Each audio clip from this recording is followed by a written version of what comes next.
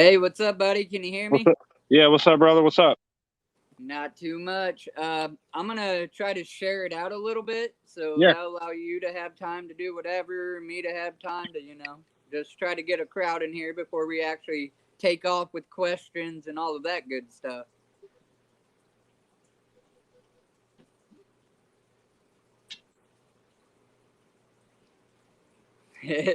Hello again. Thank you, Mystery Snails. I truly appreciate your support. You always pop by.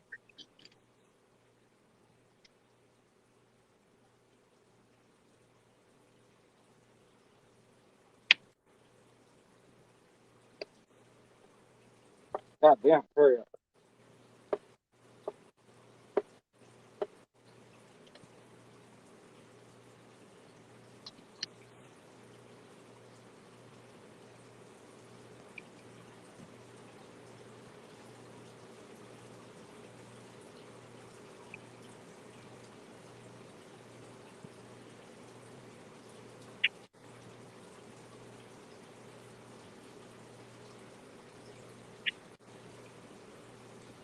Hank, thank you, buddy. Sorry about the mix-up on that last little live start. I had attempted to go live through just my YouTube without using StreamYard, and it wasn't gonna allow me to have you come up on the screen. I don't know why. I'm still kind of new with streams myself, but had a little mishap there, so I had to like end that one and start this one. And some of these people had started to join in it, and then I'm like, hey, I gotta end it. There we go. I'm about to say you can so if you need to mute your mic, you just click on mute and it will mute your mic, but your cam will still be going. Or if Right. for whatever reason you don't want, us to see something, if you hit stop cam, it will put an icon up and we can still hear you talk or whatever. Oh, okay. Um, I'm a smoker. No, that's cool. I smoke too. Okay. Usually, depending on who's in my stream or whatever, I might try to have some respect for people or whatever. But yeah, I smoke, man. So it is All what right. I it think is. most of us do. Uh, yeah, I shared this out a few times and um tried to put some 2 cents into it, but the whole like introduction video, I just started doing this shit and I'm kind of Hey, one, A, it is the time frame, but B, I was kind of shy and I'm like, I don't know what to fucking do yet. I have no idea what to do yet. So bro. I'm getting my feet wet. Hey, there we go. And I'm glad you chose Casual Aquatics to do it before you come big and famous, man, because you got some good fish. You got good prices, and I think you'll do well. And me personally, the whole YouTube period, I was camera shy at first, but then I'm like, fuck it, people got to Right, see. fuck it. Right, exactly. Because People, before I wouldn't even do live streams. I was just whatever. But I got to the point I'm like, I don't even give a fuck. Danikin Aquatics, thank you. Morgan Danikin, he's got a pretty good stream. You might want to check him out. But I popped into his stream and he allowed me to, post that, hey, I'm going to be going live at 11 o'clock. And here he is popping in. So I appreciate you. Yeah, I appreciate you, bro. I'm all about like supporting the hobby, even like so. Just for example, somebody in like Washington, a shop in Washington, or a shop like me. What the hell do we have to do with each other? Why would I not want that person to succeed? Right, right. Because I might have a fish in Ohio that somebody in Washington wants, and vice versa. And because they kept the hobby going there and I kept the hobby going here, we now have customers for each other. Right, right. We just didn't happen to have that particular fish on that particular day. Which, dude, that shit happens. That shit happen. Do I want to have everybody's fish every time they? Yeah, of course I do. But that's unrealistic. Hello, It Don. really Thank is. you for stopping in. But yeah, I've been got my shop cleaned up. I got all my tanks labeled. specifically for the show. I was like, fuck, if I'm be on the show, man, I gotta label my tanks. Yeah. Man, that is so hard. That is probably the hardest thing, is like when you get a shipment in, you have all your normal business stuff, your customers, life, and you have to get everything labeled so everybody knows what it is when they walk in the door. Speaking of, since I didn't mean to cut you off. No, you're all right. Ask you on Messenger, how much for that gold nugget? 50. I got 50 on the nugget. I'm pretty positive that's lower than the price in the Dayton market.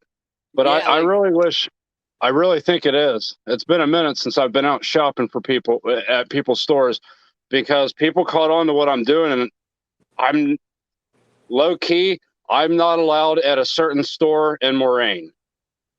Yeah. Every time I go there, I get asked to leave because they know who I am and they know what I'm doing. But all I'm doing is browsing, and if they were to come to my shop, I would welcome them with open arms. Right. And I just respectfully disagree with their stance on it, because the owner, I won't name drop, but the owner politely, and I can't stress that enough, politely said, "I don't wish to have you in my store. Will you please leave?" Wow. That's about as nice as you can be. So I'm just like, I'm not even going to debate. I'm not going to argue. I'm not going to ask questions. It's just, okay. You got a question up on the screen. So now I got a list. Do I have snail? Okay. Next time I'll use my tablet, so that way I can have my phone to do whatever. Right. Snails, those are coming, because I keep getting asked that. I'd like to have, mystery snails, assassin snails, pretty much any and all snails. Let me figure out how to flip my camera around here. There we go. I think that worked. No. You should click on cam and mic, and then it should pull up, and like you should be able to click on back camera. And if you accidentally back out, just there you go. All right, I'm not that stupid. All right, so this is going to be my plant grow out. Those are a bunch of Amazons right there, and over here as well. This is a 100-gallon tote. I'm going to have a whole bunch more plants coming around in this area, and some shit around in this area. That doesn't have anything to do with snails. But all my snails, guppies, and all that good stuff is going to be up over here. Down low here is going to be like, these two are going to be guppies, because I got to have these for my breeders, and I got to have these to remove them once they, drop. Then I got to move the adults, so the babies can have these, and the adults just go there. Down here is where I'm going to do like snails and shrimp. Snails and shrimp. What's that? Oh, no. You can keep going. I'm going to, obviously, anybody that comes into the chat, I just like to give them recognition, say hello, put their comment up on the screen. You're fine, man. We can do this one of two ways. You could continue. You could go ahead and give a little fish tour of your store first and show us what you got and your prices and your setups, or I can run through the questions and we can end the stream with a fish tour of you just showing your tanks, and then people in the chat in the comments can ask added questions after I've exhausted all of mine that I have on my phone. Right. Well, actually, I was going to do the tour last, but then as you were talking, I was like, well, maybe I should do it first. So that way, as you ask your questions, maybe other people might come up with some questions as they've already seen my stuff. And then they, hit me with some questions. How about this? Real quick, give us an introduction of who is Morgan Hamblin? Where are you from? What is your business called? And what made you decide to start it? And then that will be the intro question. You answer that, and then you go on and show us your shop, and then I'll ask the rest of the questions at the end. All right. Well, obviously, my name is Morgan Hamblin. I am the owner of Aquacaveaquatics. We are in West Alexandria, Ohio. We are local. We're a local fish store and shop shopping and shipping as well. The website is in the works. I'm pretty technology stupid. So it takes me 2 seconds longer than everybody else to catch on to something. And basically, I'm having somebody else do me a website. I can't do this BS. I'm too dumb when it comes to that. So I got a buddy who's doing that for me. So that's coming because everybody's asking website. Right. But there's costs that comes with websites too. So I have to account for that. But I got into fish and aquariums just randomly. I was at a buddy's house. They were moving. They had a fish tank. It was a 29-gallon. They had some marble angels. The one fish that got me into this was longfin bristlenose plecos, because I am just a sucker for anything with long fins. And you'll see when I show you my fish, you'll see like, yeah, he's got a thing for long fins, because a lot of my fish have long fins. If I have the option, short fin or long fin, I'll go long fin every single time. But I got into this. I got into aquariums kind of randomly, and then the breeding part, I got into it totally by accident. And then once I went down that wormhole, here we are, I don't know, 10, 11, 12 years later, and COVID happened. And I got the bright idea, hey, open a business, supplement your income, not thinking a year down the road, like, no, you need to establish yourself in the business retail area before you jump from the breeding to retail, because it's two different fields. It's two different markets. And once I jumped from breeding to retail, I had to sort of redo it. Right. Like reestablish myself. But I'm knowledgeable enough with business and managing, just from my working experience on somebody else's dime, like I saw, thank God, I was able to pick up information and skills that I use in my own business that I was taught from other people, which is essentially, that's just how America works. We all learn from somebody, and we just implement it and put our own twist on it. Right. Bro, you just like answered some of my questions within that. That is awesome though, because that's what I wanted. Like, to the chat, I personally know Morgan. I've dealt with him, but I don't know him as like, I've only known him for 6 months now. He was a good person. You didn't know I've been doing this for 15 plus years, 12, 13, 15 years, whatever. I don't even I couldn't fucking tell you how many years it's been at this point. But I quit counting. Within the 6 months of knowing Morgan, I have bought from him a few times now. One on his raffles, on his band group, and he treats people right. So that's why I reached out to him to see if he would come up here. I am a shop that I always felt that there wasn't a shop that was designed around the hobbyist. It was designed around anybody. I don't mean that in a negative way, but I am here for the hobbyists who are like truly into this shit and actually need specific things. Right. Such as, I don't feel enough stores sell sponge filters. That is extremely crucial, in my opinion. Yeah. I feel like a lot of the stores fill up their shelves with a bunch of BS that doesn't need to be there. I'm not going to do that. I'm only going to sell the relevant stuff. Like, I'm more, if you're going to lower your pH, I'm more of an all natural kind of person. And I would try to do it naturally before I started using buffers. Now, I myself, at times I've got to use buffers because my water is just extremely hard, and my Africans love it and other fish don't. So, but I do have RO. Thank you, buddy.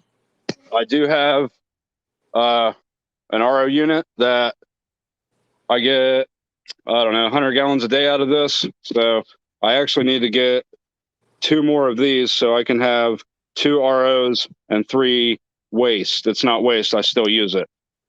Wow. But that's my RO system right there. I need 2 more of those. What are those 50-gallon drums? 55s. Wow. Yeah. So You got to keep that. I usually have my air going over here, so you know, it keeps the water moving or whatever. But to be quite honest with you, I use it so fast it doesn't matter. Like for example, when I'm done with this, I'm going to be doing water changes.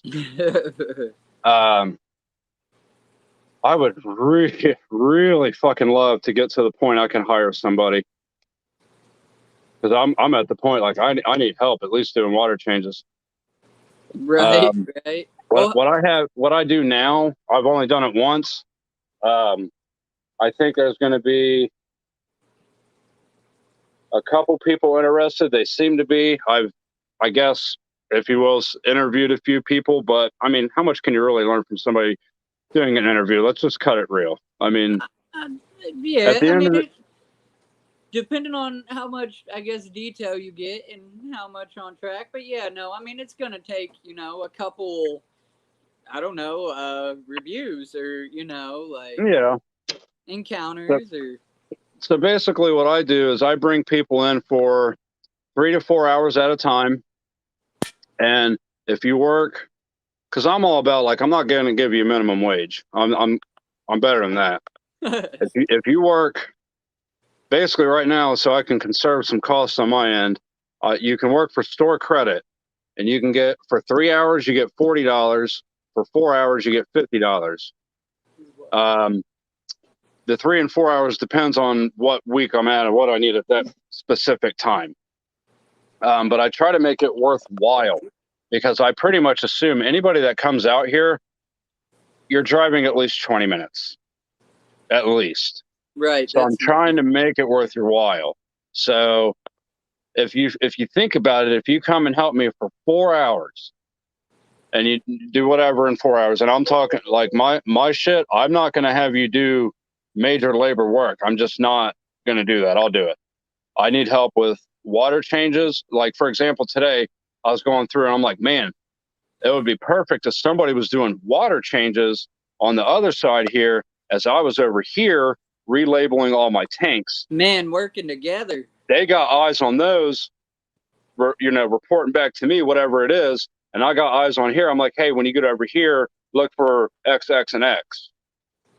And really, all I need people to know how to do is change water. And by that, I mean, give me a sec here. Chris, Morgan is located in Ohio. He's only 15 minutes from us. Sorry, Morgan. No, you're good. Like, what I mean by know how to change water, there's a difference in changing water in a bare bottom tank and a tank with sand. Okay, so obviously this is easy. That's self-explanatory. The sand, you got to come through. You can't just take your siphon and go, you know, suck, suck, suck, suck, because you're going to lose all that sand. You got to pinch that hose so that sand drops, and all you're getting is the debris. So you got to know how to section it, but it's all time-based too.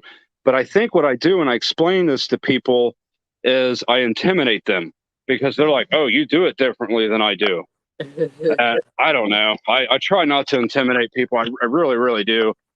Because I'm not like, everybody has their own way of doing trust things. me, If there are all people done it the same, it would be boring. Oh, yeah, right. It would be so vanilla. And we wouldn't learn nothing, you know? That's the whole point, experimenting. Right.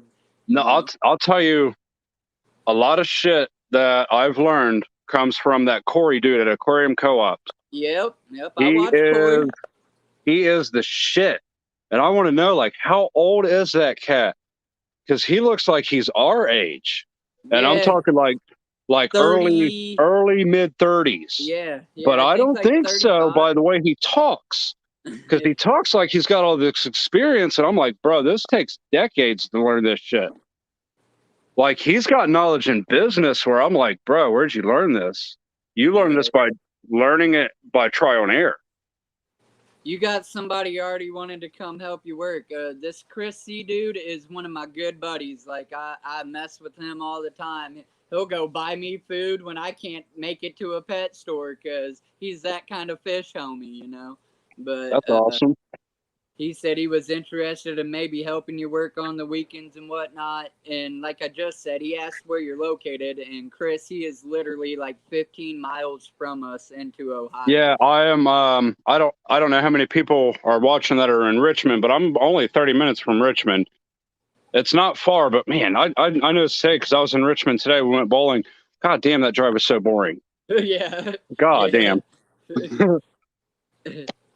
All right, man. Well, let me get you on track with, why don't you, I know you just sat back down too, but why don't you go ahead and give us the full tour, man?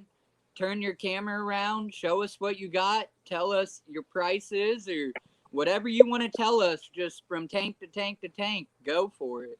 All right, man. I'll pretty much. If questions pop in, I'll put them up on the screen and I'll try to get your attention too. Okay, I'm going to give you a bird's eye view of literally what it's like as soon as you walk in the door. As soon as you walk into my shop, this is what you see, minus this bullshit.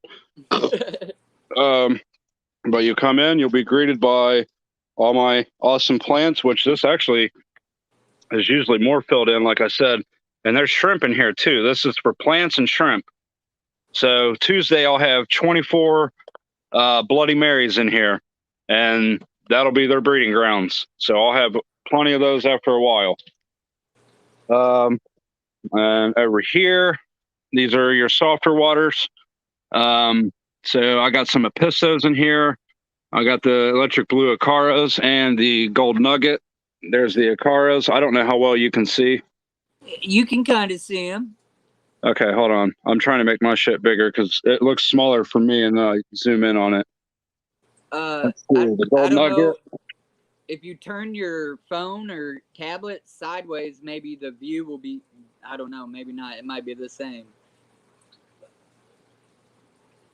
Oh, yeah. You see the nugget? Yeah. Oh, okay. Yeah, there he is. Good coloration. Oh, yeah. So for my supplier, a lot of these are wild caught. A lot of them.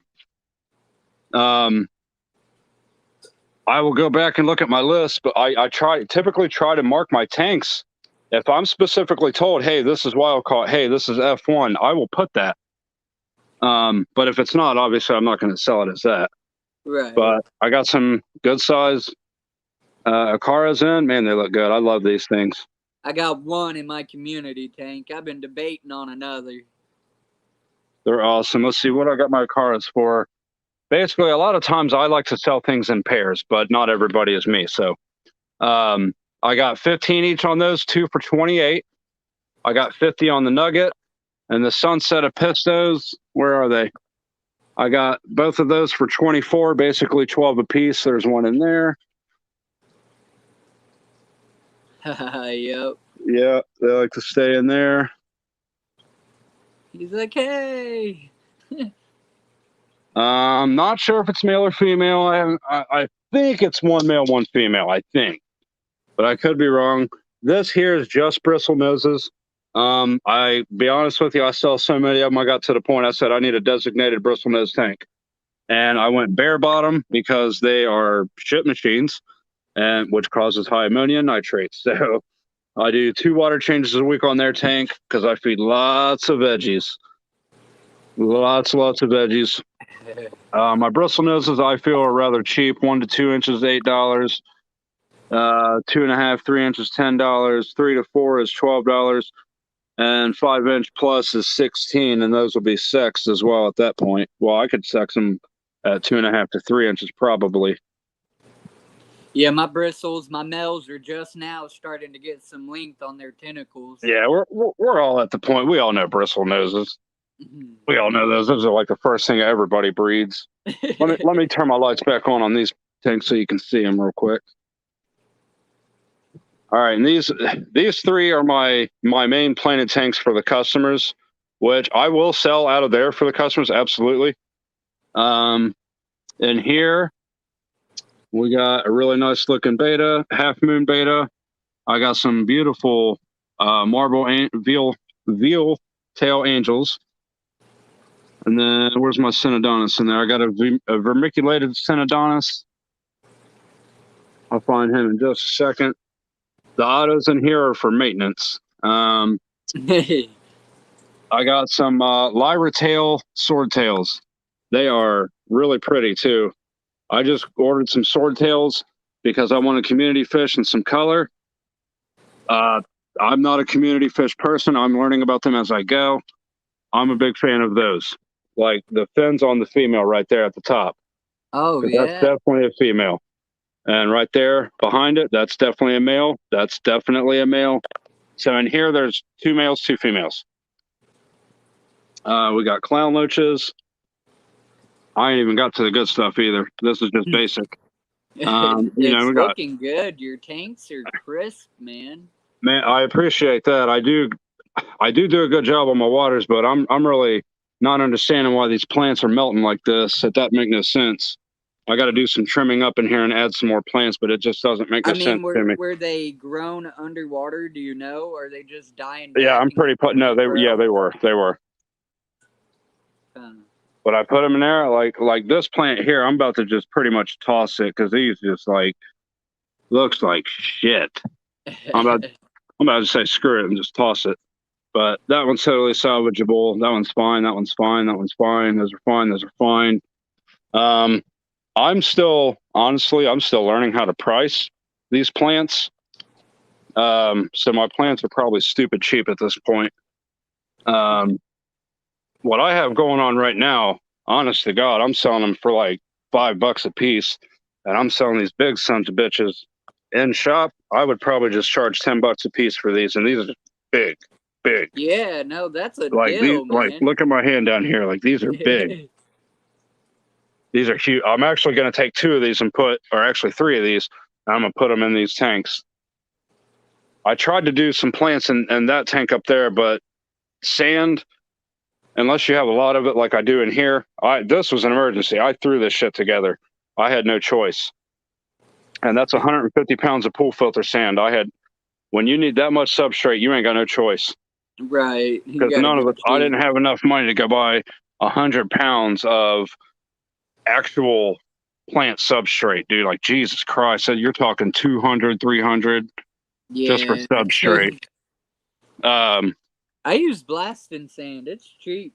I have before. I personally, just on an aesthetic perspective, right. I didn't like it. I got you. But I didn't mind it. If you want a tank that you need that black substrate, that is the way to go. I will say that. This tank is my display tank for plants only. I got to the point I'll sell the fish outside of the autos and the cardinal tetras. I got to have some form of life in here. Yeah. But we do got some stir-by corridors. What are your cories going for? What do we got on those? 4 for 33, 9 each. Not bad. Yeah, I'm about to say, like, I would like some feedback on prices and stuff. Because when I go to shops now, I have to go out of town. I can't go to anywhere up in Dayton. I can't do that. Now, right. Cincinnati, I'm pretty much free reign. They haven't caught on to me yet. Oh, shit. But in here, this will be like, I don't know. It's me displaying my plants that I can do. That like, hey, yes, I can do plants, blah, blah, blah.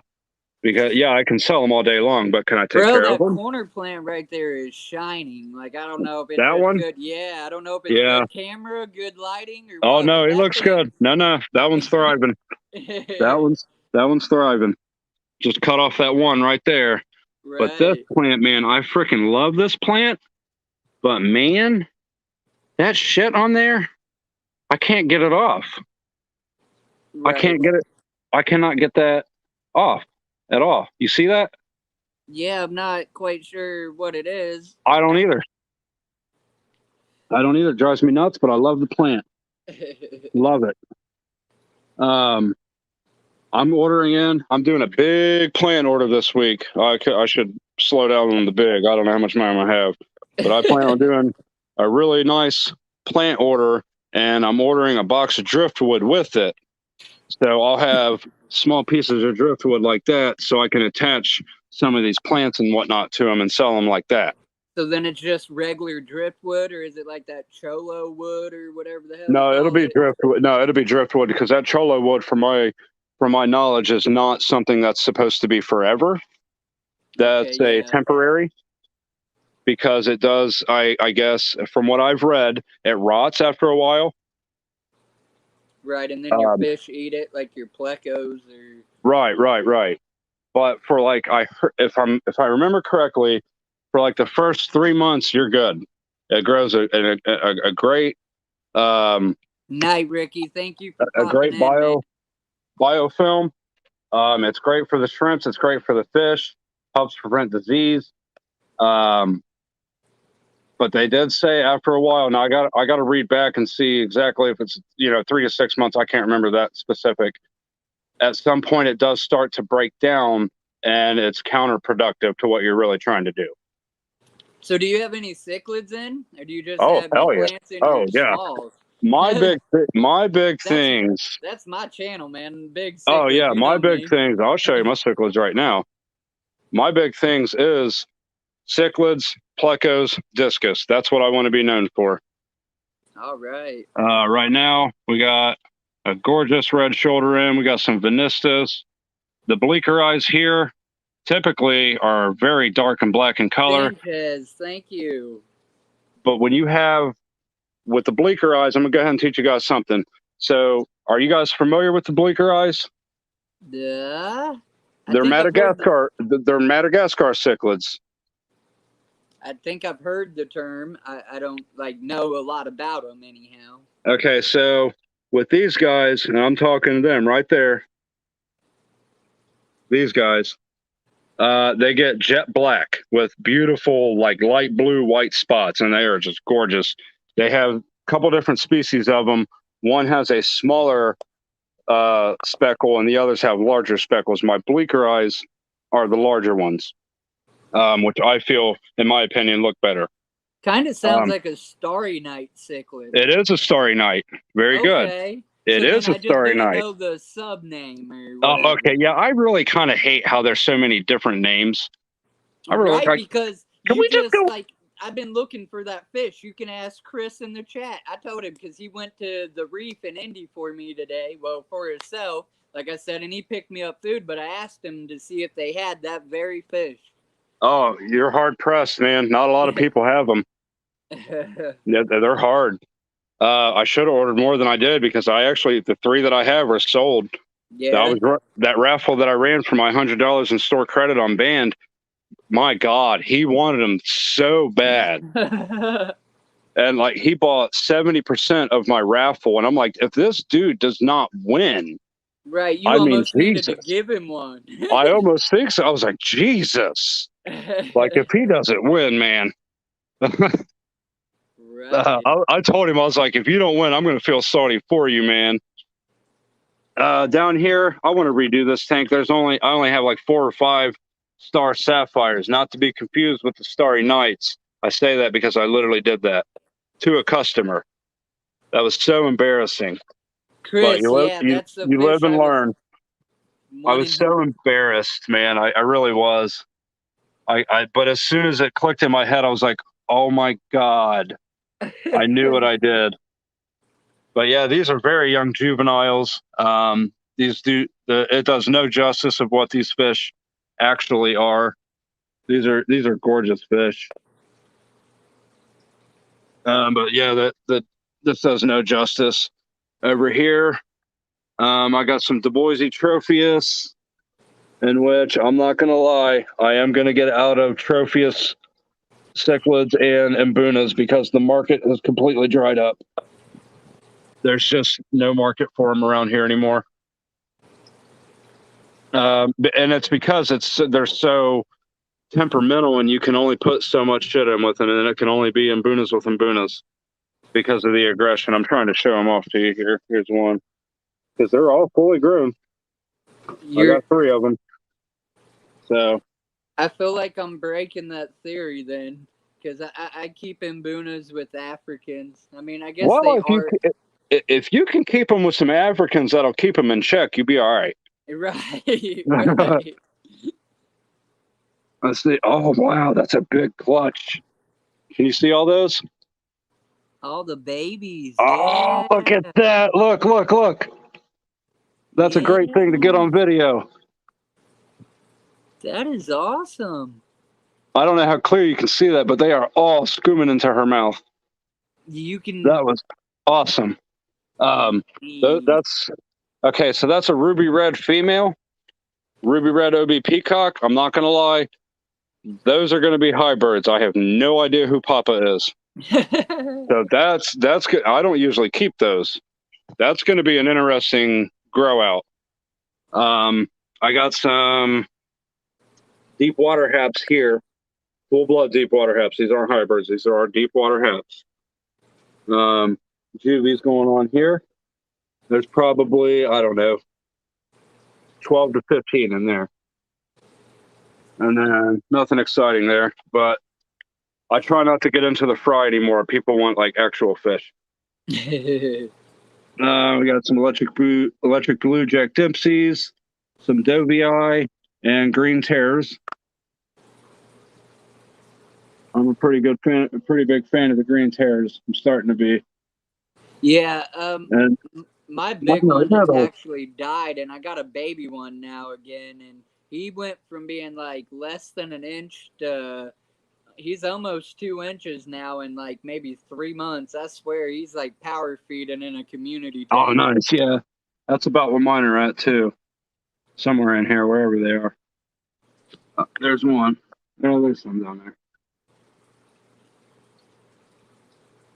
Now the Dovii, is that a umbi or a wolf cichlid or what kind of? That's like... a wolf cichlid.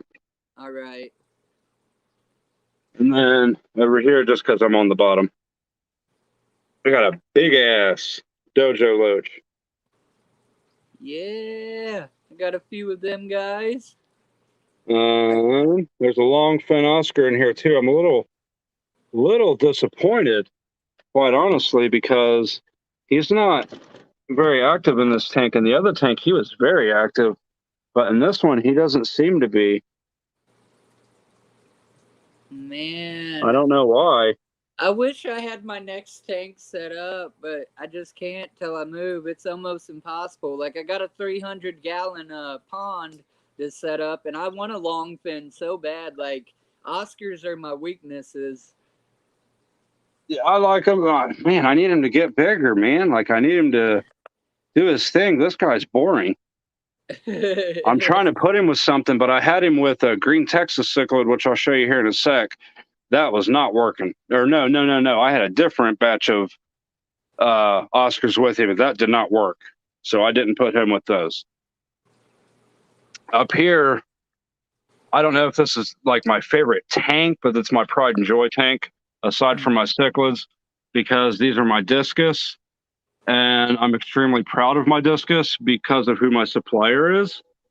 And I'm okay with telling who my supplier is because it's still cheaper to buy them at my shop than it is to go online and buy them. Because if you want to buy them from them, you got to buy 4 at a time and pay freight.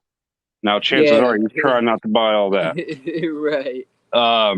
So my supplier, are you guys familiar with Jack Watley? Watley's Discus, Miami, Florida? I haven't heard of it. Oh, maybe man, you guys got to look him up on YouTube, bro. Look him up. Bee's knees right there. But these guys are just absolutely spectacular quality. But I got that yellow one, man, looks good. We got color. A yellow panda board. We got a yellow panda checkerboard and a Marlboro yellow. So that's right there is your checkerboard panda, and back there is your Marlboro yellow. This is your solid turquoise. Now, do you know care tips on those? Like, I don't know how many gallons that full-size discus need. I've heard you can keep them in a 55, and that's great. Some people might try to challenge that. Like, at some point in my life, I will have discus, but the point is usually you got to pay $90 or something for some big, pretty discus. And okay, so, no, let me correct that. You got to pay close to $60 to $75 for discus like that, which is about 3.5 inches. Down here, at most shops, you're looking at a good 140, 160, 180. Okay, yeah. I mean, I know it's up there. At the reef, they can be quite costly. Those are my prices. Okay.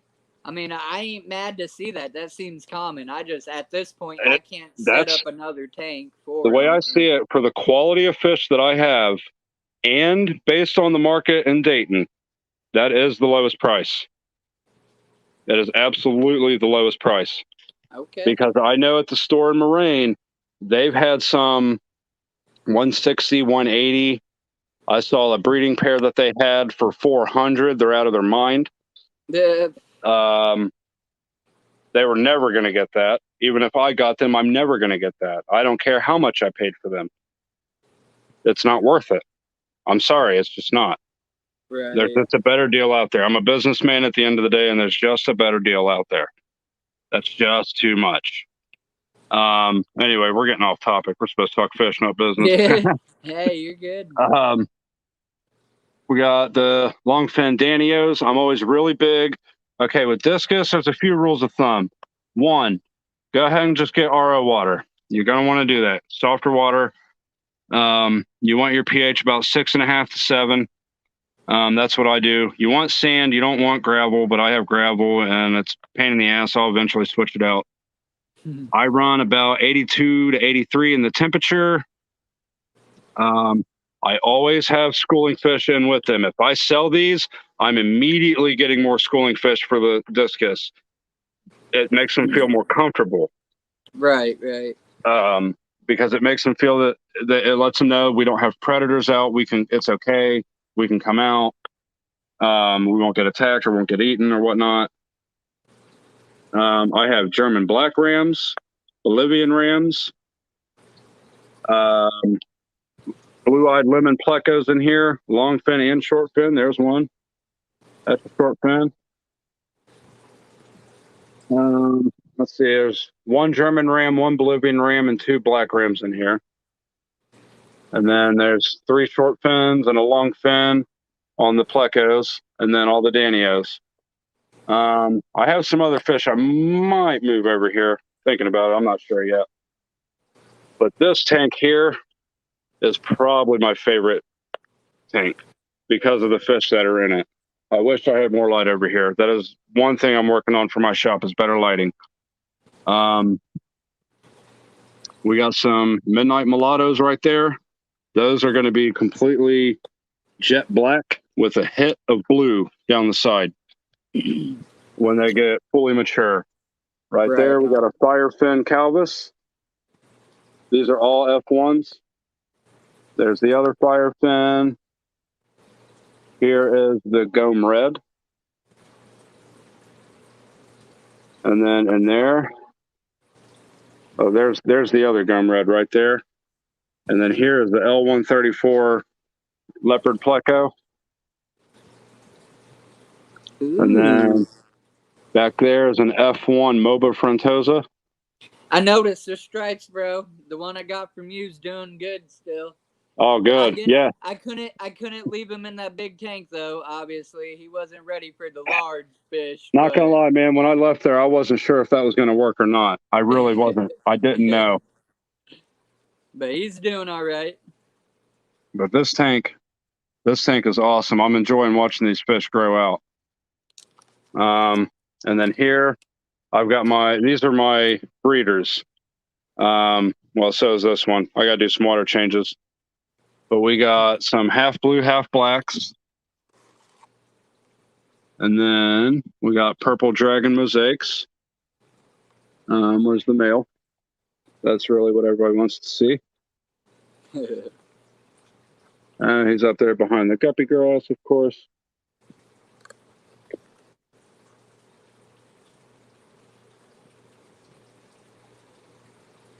Come on down. There he is. I don't know how well you guys can see. Yeah. I got them, and then I got albino Dumbo ear mosaics. Those guys are wicked. I got a few smalls. My community tank ain't necessarily your average community tank, but I got some of those Danos that you have. I've been thinking about getting some more guppies for a little more color in there. Man, I got people are giant Danos. people are so crazy. I wasn't into the breed. I'm trying not to breed, but people are so crazy about guppies and the trios. I'm like, well, hell, I'll breed some guppies and sell them in trios. I can do that. Right. I have an example in this tank right here, but let me get to it. I have a supplier that I'm cutting off. I'm no longer using it. But I just wanted to show these guys. Oh my God, they look so good. Probably my favorite out of the guppies that I have right now. So you're cutting the other dude off? I do have a supplier who I'm cutting off. It's not a dude, it's a whole company. I'm cutting them off. And we've had discussions. But yeah, these are the Galaxy Blue Tails, the male, man. He is just a stunner. Turn. There you go. Yeah. Look at him do his thing. I got a bunch of guppy grass on the way. And then here I got some polar blue cichlids. These were highly requested a couple months back. There was a huge craze. You guys remember seeing the big craze on Facebook about them? Yeah, even, I mean, you still see it in the chat groups and stuff. Oh, yeah. Well, I got some now. I'm going to let them grow up a little bit before I sell them. I got one and he's missing an eye. Oh, shit. I don't know, just from a fight. And it was before, like, when I got him, he was missing an eye already. It ain't like it happened in my tank. But, yeah. Okay, so this next tank, this supplier, I went and I got 33 guppies from them, just, mixed fancy tail guppies. There's a dead one, and I think there's one more. However, I've pulled out 6 to 8 other ones, so that means there's 8 to 10 that have died off. My problem with the supplier is that's not if your guppies can't make it, your fish can't make it. That's just straight up. I mean, and your guppies are failing. I bought these on purpose for a test. I specifically did it on purpose. And they had even mentioned something before when I bought these. They're like, man, your invoices are getting smaller and smaller.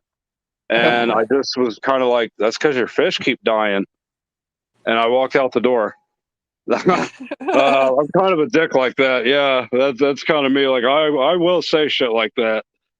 I mean, if you have the facts to prove it. You're costing me money. Right. This is the green Texas here.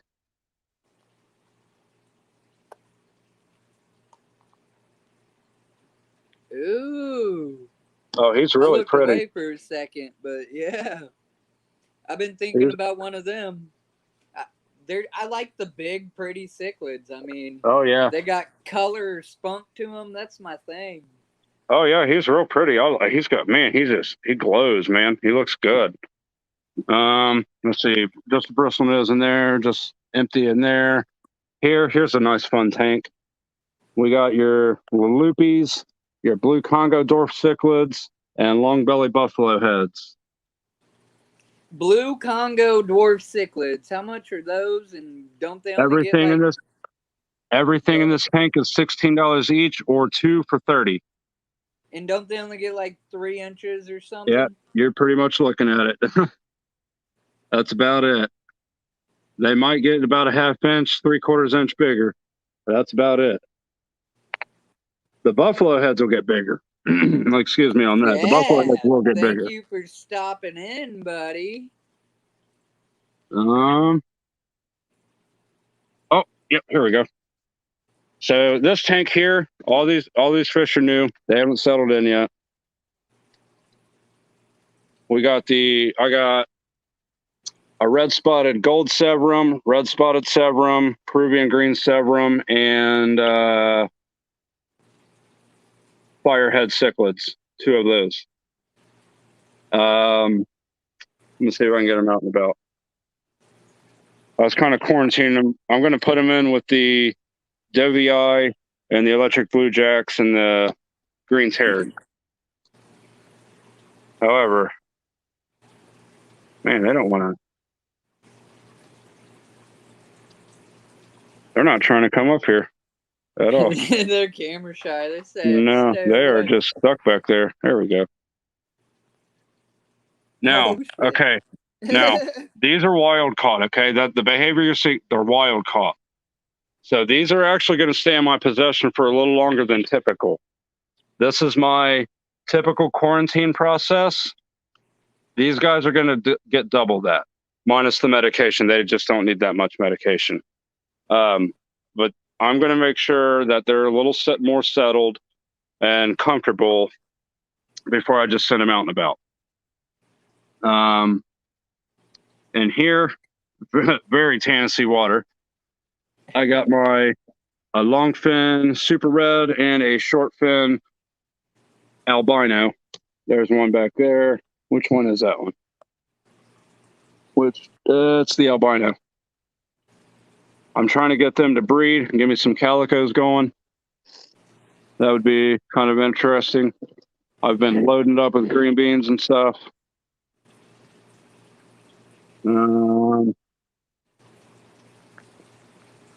But yeah, they haven't given me a clutch yet. My super reds, though, they were giving me clutches all the time. And then, you know, this tank, I already showed you that. Let's see what I got in here. I got the red velvet swordtails, Basmati rainbows. Oh, yeah, I wanted to show you guys these. We got the butterfly hillstream loaches. How much? I just got one today. Hey, Chris, if you're still in the chat, he has some of those loaches.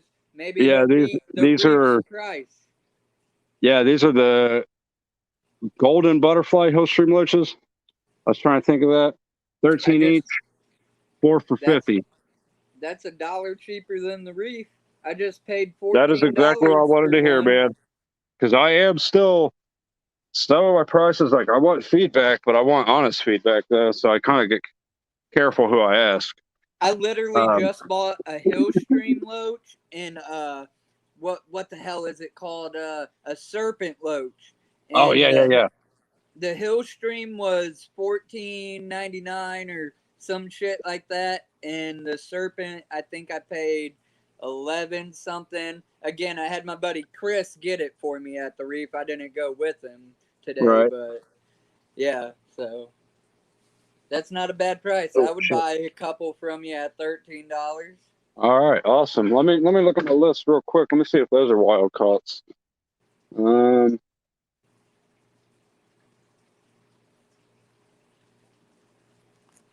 Doesn't say. I'm not worried about wild or not. I just think they're cool. They're like, and Chris said this too. They're like miniature stingrays for people. That is exactly what I thought, man. As soon as I saw them, I was like, look at their little faces. We got some dwarf gouramis.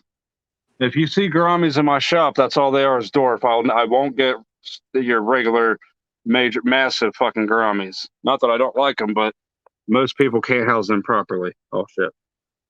I'm all about properly housing fish. Morgan, Mystery Snells asked you, Morgan, is your business on Instagram?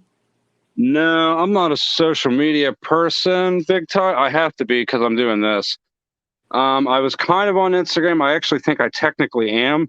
I just haven't hit Instagram very hard. Actually, I am on Instagram. Yes, you can find us. If please follow us. I just haven't hit it very hard yet.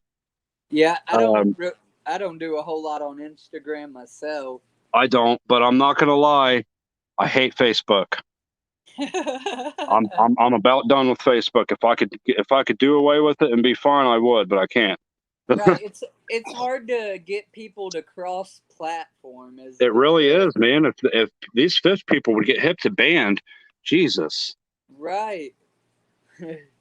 I got some Burmese zebra rosboras. They're juvies, so nothing to them yet, but they're badass. And then I got some golden red gobbies and blue cobalt gobbies.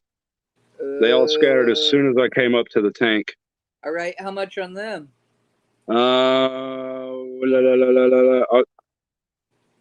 for $26. That's fair, I think. I mean, I think at the reef, I have one blue goby or whatever, the one you just said, and I think I paid anywhere from $13.99 to that $14.99 price. Yeah, basically when I price things, I essentially price them in pairs. For example, if something is two for 24, that's $12 each. A single one would be just $1 more at 13. That's all it is. That's about all I do. I'm pretty fair with it. I am starting to brainstorm how to price match. I'm going to try to price match, but some places very well may either A, breed their own stuff so they can provide it cheaper, or they simply get it cheaper, and sometimes their prices are lower. But with mine, I'm typically lower most of the time. I'm going to say 8 out of 10 times I'm probably Melvin, lower. what's up, buddy? Thank you for popping in.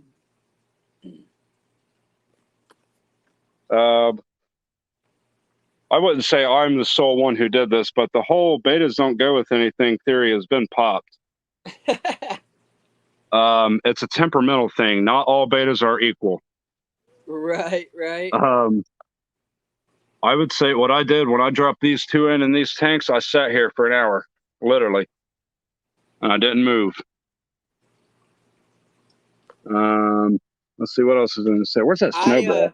My betta died, but There I actually kept cherry barbs and a couple Cory cats with them, and there was no problems. Yeah, they do just fine. I got one upstairs. I got a green alien beta in with a Bolivian ram and some cardinal tetras and some panda cories. I'm trying to show you my snowball up there, but it's kind of damn near impossible. But he's in there. He's right in between there. That's impossible. I can't do it. But yeah, that's these tanks. And then I also have frozen foods. I like to keep your major necessities, your water treatments. If you're not into breeding and what I do, all you need is prime, stability, and stress guard. That's it. I swear to God, that's all you need for your waters. Don't get cute and fancy with it. Sorry to all these companies who I sell your products, but you just don't need every single product that they sell. That's a fact. Some waters are different. For example, they have products out there that people with well water need. Everybody's water is different, but I'm telling you, these are your main ones. That's what you need. That's all you need. Or if you're one of the people who use Fritz, Fritz or Seacom. I don't recommend anything else but Fritz or Seacom.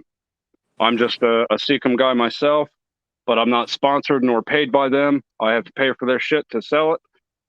So I will sure as hell market any company I want as long as I'm buying all their products, because I'm a Fritz person myself. It was a better deal for me to buy this than it was for the Seacom, so I bought that because I could give a better deal. A lot of my shipments, I'm not gonna lie, I throw one of these in. I like to send some freebies out with my shipments, so I usually send one of those glass cleaners and some dosers and stuff. I'm working on putting some food samples together to sample out my foods, because I do have some really cheap flake food that is really good too. Man, all the fish just tear it up, and it's so cheap. It's $4 for an ounce, $7.75 for 2 ounce, and you buy 2, you get 1 free. There you go. We got your spirulina pellets, and then we got your pellets. We got your fry crumble, basically your 1 mil. Then you got your 2 mil and 3 mil, and these are semi floating but mostly sinking pellets. We got coconut huts. Coconut huts we make in house. We can custom make those if you want a certain way. We got pleco hides, miscellaneous random stuff, heaters, nets, Indian almond leaf. That's an aquarium terrarium for reptiles. I'm not a reptile person. It was just I really just kind of had it. But that's got the turf, the tank, the lid, the heat lamp, feeding bowl, the plants. I would literally sell somebody all that for $25. Whoever had reptiles. I know Chris. If again, I don't know if he's still in the chat, but he keeps a lot of like chameleons and stuff. So Oh, that he would be might hit perfect you up for him. on that. Yeah, $25. You can have him. Bam, set done. The Texas Holy Rock, I literally had it had it right here. I'm cleaning it right now, actually, because I'm actually going to display it in my tank and sell it out of the tank like that.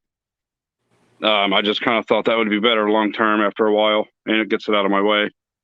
A little bit of dragonstone, got some twisted lava rock, and then we got just some miscellaneous stones. I'm pretty big on driftwood, and this is very light for me. Very, very light. I usually have these completely plumb full, but I really sell my driftwood pretty cheap, and it goes pretty quickly. Like this. This actually is not $40. This is $35. I kind of sometimes I'm price it and I'll think back on it for a day. I'm like, no, I need to, make it this. This one's 35. This is 20. There's another $20 one. I try to keep them like really, really price friendly, so people are like, yeah, I could use that. This one, no, this one, I really like this one a lot. How it sits, because it's got that little whole unit in here. Little hides Yeah, in yeah, it. the whole thing all the way around. I almost used this piece, Yeah. but I mean, I'd rather sell the stuff than use it. Right. Got your Seacom tidal filters and whatnot. I do run sales here and there. You'll catch me on sales when I'm trying to unload most of my stuff so I can order more stuff in. That's when everybody does their sales. Let's be honest. Right. We're like, all right, let's do the sale. I need to get all this shit in. There we go. Okay. But yeah. All right. I wish I had more fish, man. One more fish. Oh, okay. I completely forgot. There we go. It's a green phantom pleco, but the size on him, he is big. Ooh. Big. Gorgeous, too. I need to clean the algae off of here. I'm the type of person, algae, I mean, that whole you have a completed ecosystem, like, it's more of an eyesore than it is a problem. Oh, yeah, that's what I'm not. If it's that much of a problem, then yeah, it's a problem. But otherwise, algae is part of this hobby. Right. All right, man. I'm about to pull up this list of questions so we can get through it. I appreciate your time. I appreciate you taking the time, and I don't want to take up all of your time. So,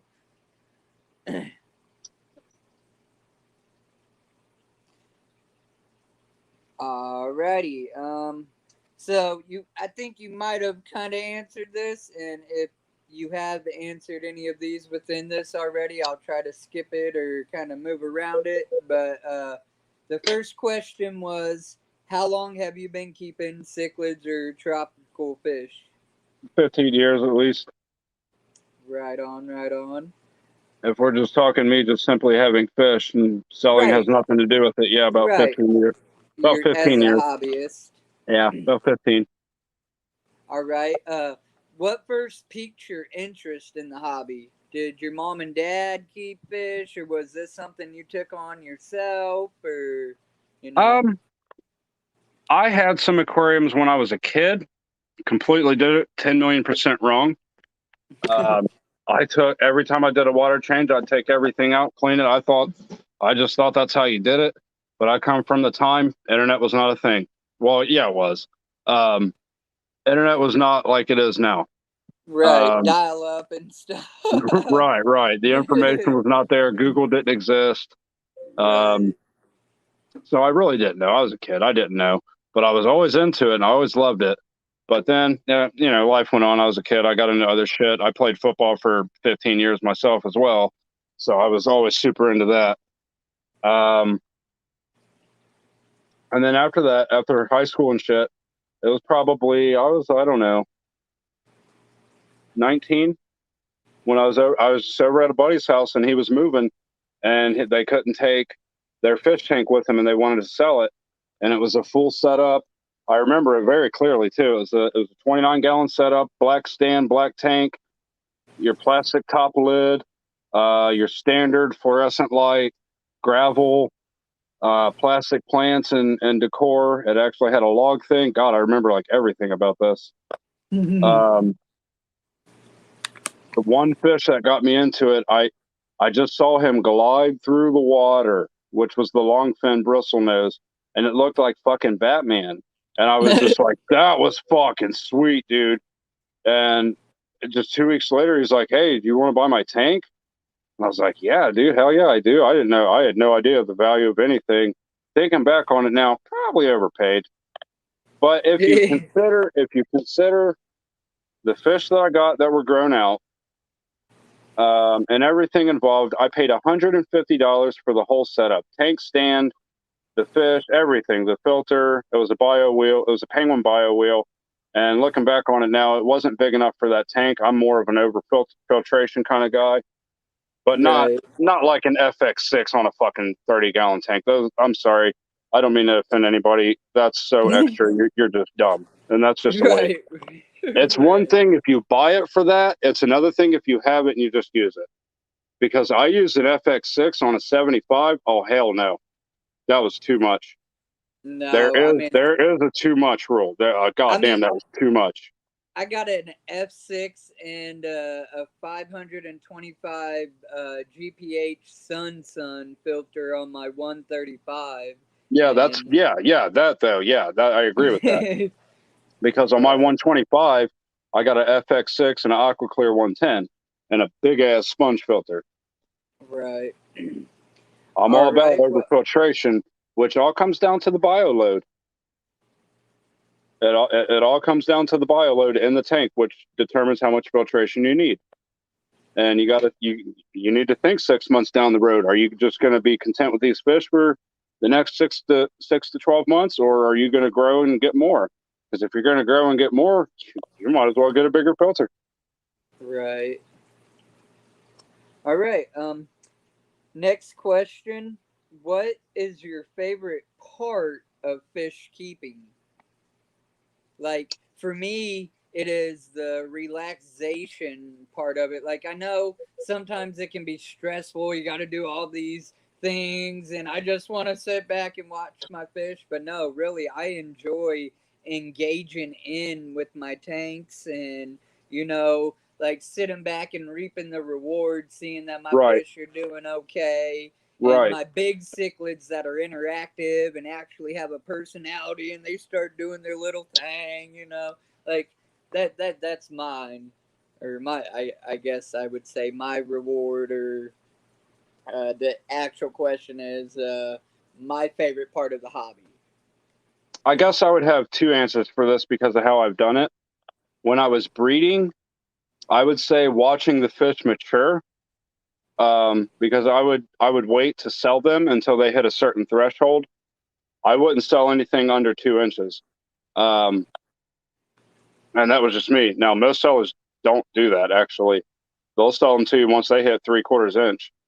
Yeah, they just want to get that money. Yeah. I don't want to make it seem like they're greedy or anything. They're not wrong for it. Right. But I like to grow them out. You get more money. I go, okay, you know what? I'm a hypocrite, dude. You get more money if you grow them out to 2 inches. In the long run, you get more money.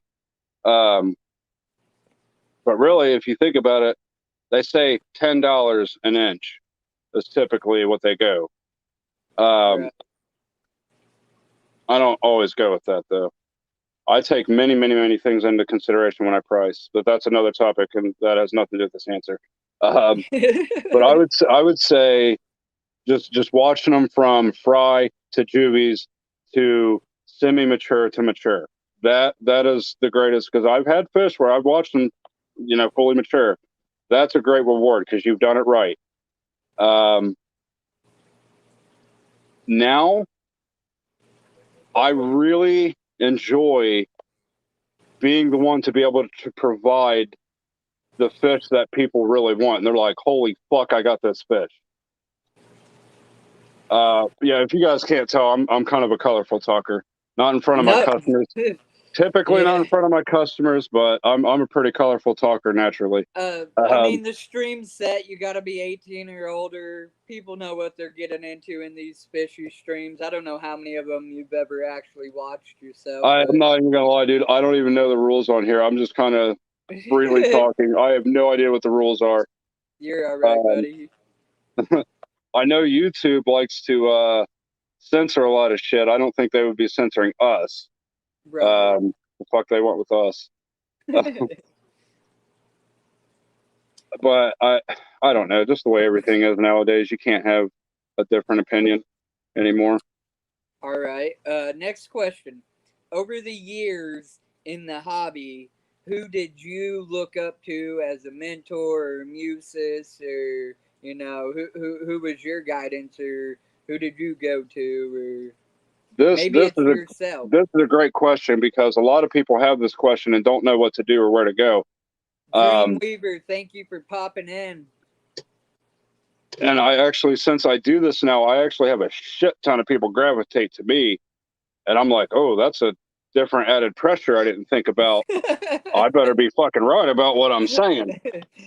But to answer the question, old school cats. I would not be here if it wasn't. And I'm gonna go ahead and name this cat. I would not be here if it was not for Wormy. Are you aware who Wormy is? I am not. Does he have a channel or a No, page? no, no. He's old school, old school. He ain't doing this shit. You ain't gonna catch Okay. him on here.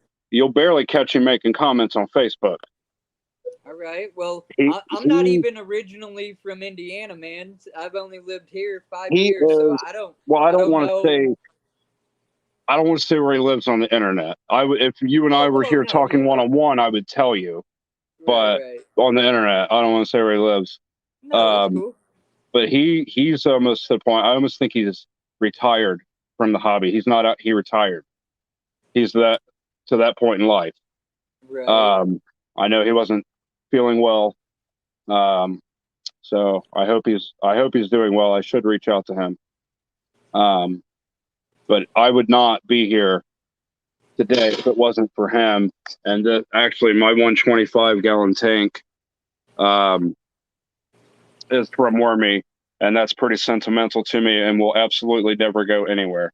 I will always and forever own that tank. That's what's up. You mentioned mine, Corey. I do really like what Corey has to say. I don't maybe always necessarily agree, but who No, am I we're to not always going to. disagree? You know what I'm saying? Like Right. Corey, he knows what he's doing. He hasn't been at it Oh, this long and been this successful without doing proper I research. like. Not even Right. He knows how to take something that people overthink and he just simplifies it.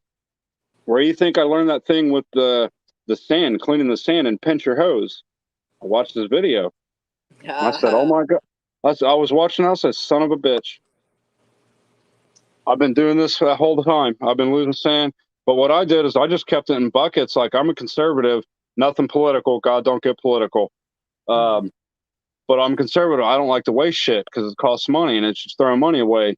And when you got excess sand that gets out into the bucket and you dump your water out and you lose the sand, but if you slow down, keep the sand in that bucket, pour it back in, you don't lose the sand. I do that. right. And I tested a little theory. I took a little Tupperware thing, and over time, I just filled it. I swear to God, I had it filled to the tippy top. Over time, you're just throwing it away and throwing it away and throwing it away. You're literally throwing your money away. It's like garbage bags, man. Jesus Christ. It's one thing we don't want to buy, but we have to buy it. And we're Right. literally throwing our money away. I mean, it can't be more literal. Yeah, And I yeah. can't stand throwing money away. I can't stand it. So I try to conserve on that. Um, that's why I keep my water the way I do, because for the RO water and the wastewater, it's 7-to-1 ratio. 7 gallons of waste to 1 of good. I'm not just throwing 7 gallons of water away for 1 gallon of fucking water. All right. If you could make one single change in the hobby, what would it be and why, if any? Oh God, how do I say this without pissing people off? Oh no, So hands down. before I answer this, I am a very blunt person. If you ask my opinion's what you're gonna get. But I don't mean it in an abrasive, personal manner. It's just that's what I think. So the one thing I wish people would do is stop overthinking and use a little common sense. And I don't want that to come off wrong. And even I did this in the beginning. It's because there's so much fucking information that comes at you thanks to fucking Facebook. It's so overwhelming. They don't know what to do when they're brand new. They don't know if Right. they're going left, right, up, down. It's like scuba diving in a cave, kicking up all the silt, and the pressure's coming down on you. You can't tell if you're going up or down, and Right. you're stuck in Right. a cave. Like it's like that for new people. And I mean, my God, you have got to simplify this. You really do. The first thing you're going to do, learn the nitrogen cycle. If you don't learn that, you ain't going to succeed in this. Right. So just start with that. Start with the basics. And I would say start with a 20-gallon tank. You're going to get bigger. Don't waste a bunch of money in the beginning. For the That love of God, cycle your fucking tanks. that's And perfect. quarantine your fucking fish. Oh my God, people. Please quarantine your fish. I don't mean to get so extra and so excited about that, but Jesus Christ. I can't react to customers sometimes when they talk. You know what I mean? I'm like, I can't. Oh man, like why would you not do No, that? that's Because that's what the you're going to point, man. do is you're going to take this fish home. Okay. Now my fish, I don't have a quarantine section yet. When I own a shop, I will have a whole section where it's just quarantine. Every single one of these fucking tanks you see right now has medication in it. It has erythromycin, Metro that I can't say the whole thing, and ICAC. Metro, I have to read it. Like, I have to look at it and then I can say it. Right. But every tank that came in and had new fish put in it, I put medicine in it with a water change. Like you never add fish without doing water change and quarantine. That's what you do as soon as you get fish. And quarantine them for 10 to 14 days. Now, let's just keep it real. Probably 8 to 9 out of 10 people don't. They just don't. And I wish they would. I really do. But the problem is when they come and buy fish from anybody, they go home, they put it in their tank, and the bacterial change is too much for these fish. More so on the tetras and the little bodied fish. That's why I always send out, like, if you come and get 10 tetras off me, I'll send 12. That's just what I Right. do. I just account for 2 dropping off. And I do that because when I order tetras, say I want to order in 30, I'm ordering in 40 Right. because Right. I want 30. You know what I mean? All right. Well, you kind of just answered like the next question, but I'm gonna Yeah, ask it once you get anyhow. me going, man, I get going. Nah, nah, that's cool. And just to be a little more direct, if there's anything left to say, the question itself was, what advice would you give to somebody new, either in the hobby or thinking about getting into the hobby, but they're not sure? So, to sum up, like, This will save you a lot of money in the long run. Do not buy shit on impulse. Stop the impulse buys. That's how you wind up with a bunch of shit. You don't know what you're doing, and now you don't know what to do with it. my answer, like I asked myself, like, what would I have wished somebody would have like told me? And my go-to is sponge filters. I wish somebody just beat that in my head at the I'm not gonna beginning. lie, dude. I was lucky then because it was. I Yeah, right I from the started with some hang on the backs that were me like too, older, not me too. new and modern or whatever, and I don't know. I like the fact that if your power goes out and you have a sponge filter in the tank, it can hold, a Yeah. little bit in it. And what I guess I don't want to sound ignorant, but something about it, like, not necessarily it holds oxygen, but at the same time, don't it? Or I don't know, something about them being in your tank when the power goes out can kind of help your fish. Maybe Okay. So even if there's not air flowing through it, it's still helping. that see, I don't know. I could be wrong. I swear I have heard that. So maybe I am ill informed. I don't know. Like, I know it holds your beneficial bacteria regardless. But Right. that has nothing to do with it if it ain't getting air. So I don't know where I heard that. I really don't. That might be a Facebook doozy that I heard when I was, you know, first starting or whatever. But I'm Yeah, gonna have that'd to be a look into question. that. Yeah. See, this is one of those questions to hang on to one of those old school cats. Have them in your back pocket. Give them a phone call, like, "Hey, what about this and this? I heard this. Is that true, or am I stupid?" Right, right, right. All Because right. at the end of the day, there is not one single person who's going to know everything there is to know about this shit. Now, it might seem like it. It really Right. does. Because, man, I see some of these people. I'm like, you guys make me look like rookies. You really do. I mean, Jesus Christ, there's so many good people out there. There really is. And it truly is. Like, it's intimidating to put yourself out there because you essentially make yourself extremely vulnerable. Because I heard, not to bring up negativity, but I heard that you were getting trolls on your channel and shit. And No, man. Yeah, I got it trolled bad. it's just mind boggling to me. Like, the fuck is your problem? It just doesn't make any sense. So I really, ended up trying to block all of those people, and I ended up putting blocked words in my chat. Any racist, bigot right? word Yeah, that is kind of shit. Yeah, none of that. so, and Um, that's what it was, this man. They this just kept hobby coming in and this hobby has no room for anything negative in society going on right now. This hobby, this shop here, is a fucking break of that shit. right, right. I've only had one person even try to huff, and they were gone. I don't put up with that shit. Done in a No, minute. Gone. no. It's just not okay. I had a friend. I won't even say buddy. I had a friend here when I had customers, and he brought up politics, and I stopped him in about a tenth of a fucking second. Got like stern with him. Like, that is not okay here. But I also don't want to be that guy. I'm not going to put up a sign of no politics. Da, da, da. Like, no, it's more of a natural respect. Right, right. It just has no place here. Where this is all fun and learning. I want customers to come in here and teach me shit. Right, it's I all know, about I know they growing the exist. hobby.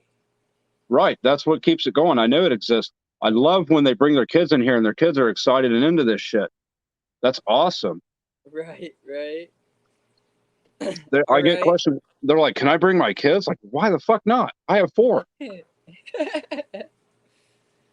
um, I got some basketball and air hockey if your kids want to play. okay, so far in like your history of being in the hobby, so far, what's been your favorite fish to keep and why? I don't want to say African cichlids because it's a cliche at this point. Um, I will say about Africans have to be my second favorite. It's like having a hot ex-girlfriend. No matter how many times you break up, you going back because this is good. I'll keep it clean, but you going back because this is good, right? It's like, oh God, yes. or having a girlfriend who's cute, but she has a hot sister. um, that's what Africans are to me, man. You just keep like, oh, I gotta come here, man. Um, but aside from that, my favorite fish, man, it has to be plecos. It has to be because there's so many fucking kinds. I keep learning about them. Right, They just right. don't stop. and it's just there's so many unique kinds, and oh my god, the L24 cacti pleco, holy, the scarlet, I believe, the cacti scarlet or something like that. It's the L24. Oh my god, I'm gonna have those in shop. It's gonna happen. Yeah. And honestly, I'm gonna have one for the shop, not for sale. I want one. Yeah. But fuck, mascot or something, bro. That could be your new mascot. Bro, they're fucking expensive. There's no cheap route. There ain't no cheap way to go about getting them. Jesus Christ, they're expensive. So when I look at buying fish, I have to stay in a certain threshold, because as much as I fucking hate to say it, some people don't take me seriously because of how I'm doing this shit. I personally, and I'm probably a little biased on this, I think what I'm doing is fucking great, because I had an idea. I figured out a way to implement it within my means of living to be able to sustain my family and a business. Right. And I built it. You don't have to have a brick and mortar shop right away, and it's pretty much the same thing. But you do. Got going on. You're right. But you do. You got to have the license in order. I have a license. Right, I have my license. I'm legit. I mean, I'm legal. Right. I've been to your setup, and it's pretty much a shop. I mean, it is a shop. I built it like that on purpose. Right. Like, I pay fucking taxes every month. I do my taxes every fucking month. I wanted to do to get a little deep into it. I wanted to do quarterly, but it was really, really recommended that I do monthly. It's a pain in the dick. Oh, I should have said it. Sorry. No, you're good. It's a pain in the ass, but it's beneficial to do it monthly because I'm new. Now, once it gets more, once I get bigger and it's a little bit more, and I have a storefront, I'll probably have maybe an accountant at that point, because it'll be so much more side work than I can keep up with on top of the business. At some point in business, that is how it happens. You start paying people to do shit. I'm a one-man show. I'm the janitor and the CEO. I'm going to be more cliche than you. I'm going to say just large cichlids. I can't pick a favorite. I mean, I would say maybe impossible. My Oscars are my favorite, but then I also love exotics. I love my ropefish, my bichures, you know. Yeah, I do love me some of those.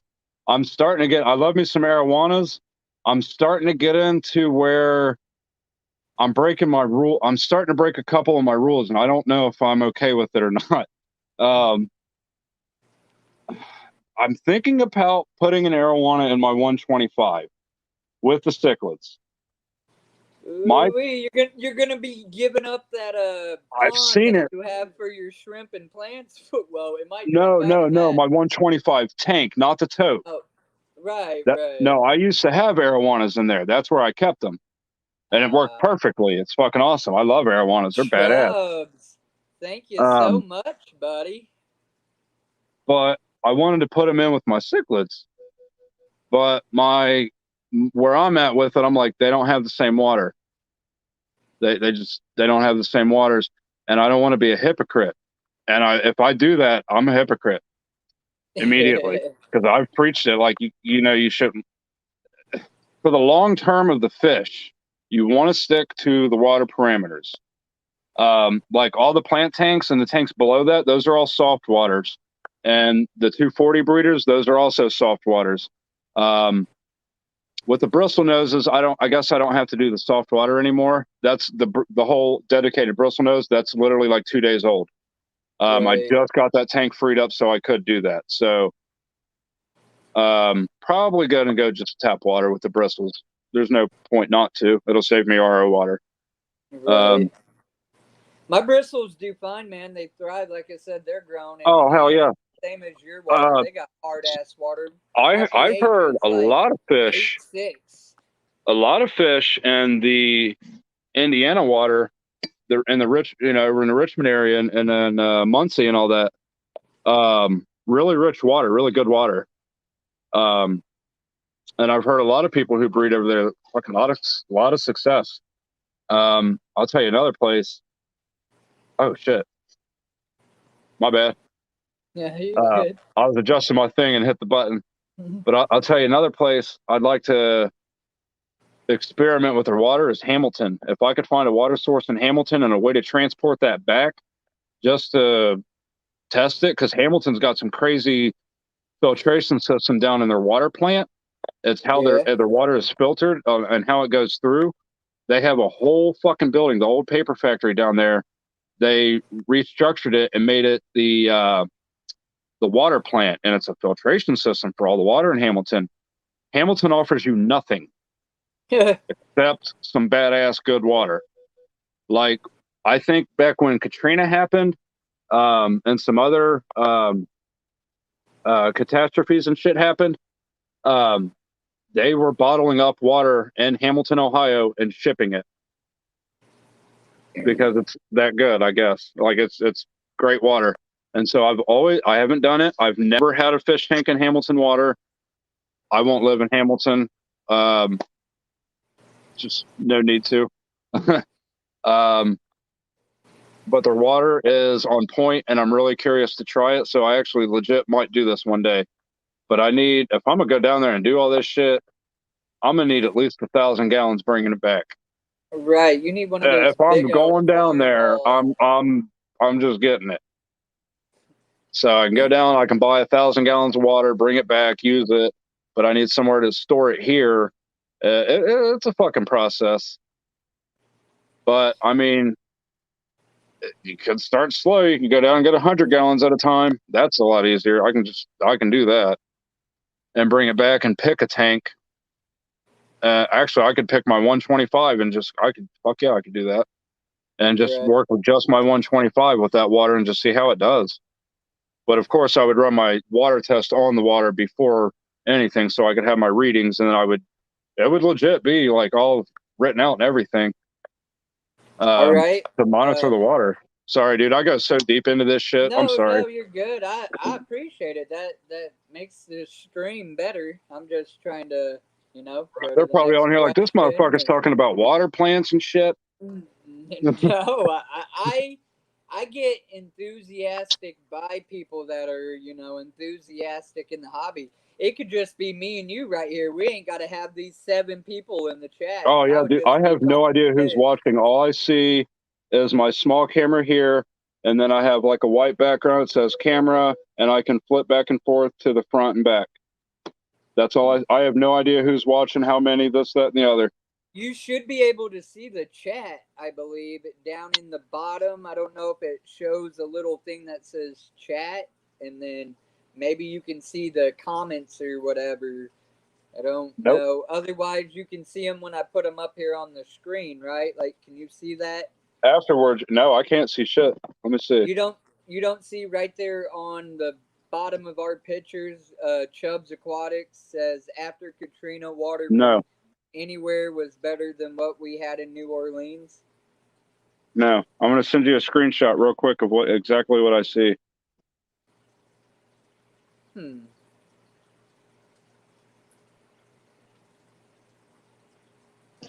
All right, I just sent you a screenshot. That's precisely what I see right now. Oh, no. Hit back on your camera. I can do that? Arrow button. Oh, I can't fucking point at it exactly right, but yeah. There we go. Oh, okay, there we go. Yeah. All right, there we go. You were just better. Sitting on your camera. Yeah, I was just sitting there. I told you I'm really ignorant with this shit. I have no idea. Nah, you're okay. I'm just like, all right, it works right here. Don't touch it. So it's like it's like old school antennas. Like, all right, it works. Don't fucking move. Right. Out there holding it. Right. Well, like, hold it right there. The game's almost over. All right. Next question though was one fish that you have not kept that you would like to keep, but stingray. Couldn't for what? Okay, and why not? Like, is it just the size? It takes too much to take. I don't have the proper tank space right now. or set up. I could do it. I could get something to get set up if I really pushed myself.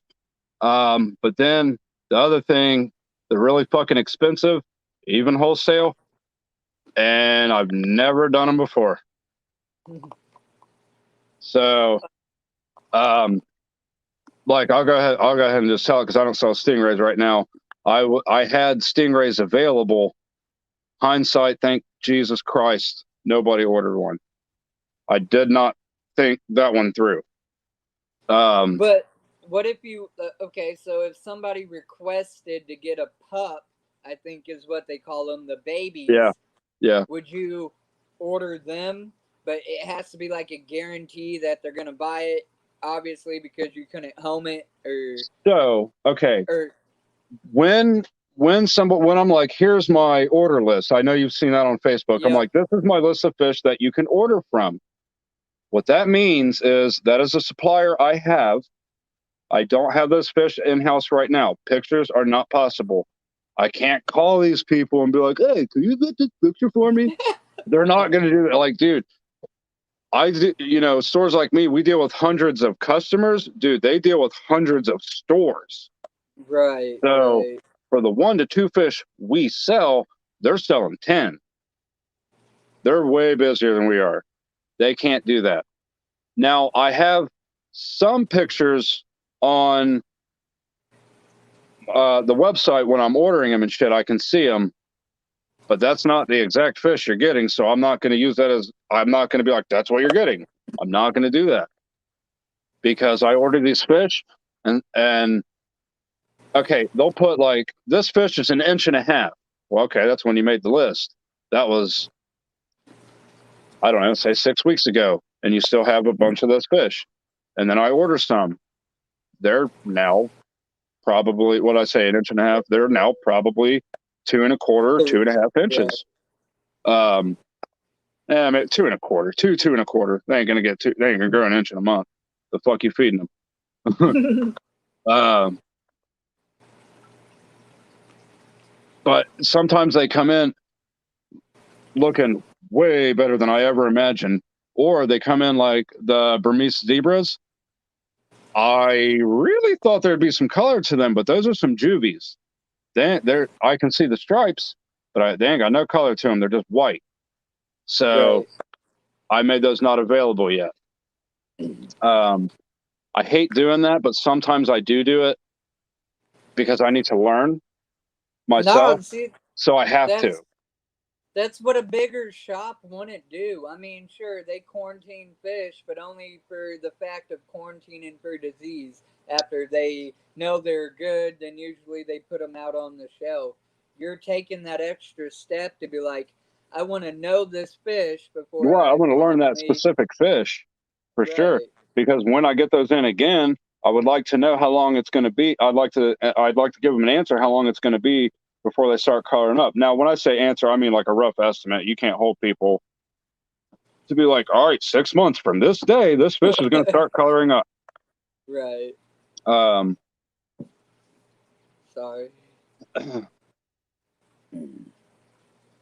But I will say, man, water changes. Water changes. Water changes. Makes the fish grow. That shit really does. So on the fry that I showed you, 3 water changes a week. No, they're little ones. They're like 25%. But it's the fresh water and the cool water and the change that helps them grow faster.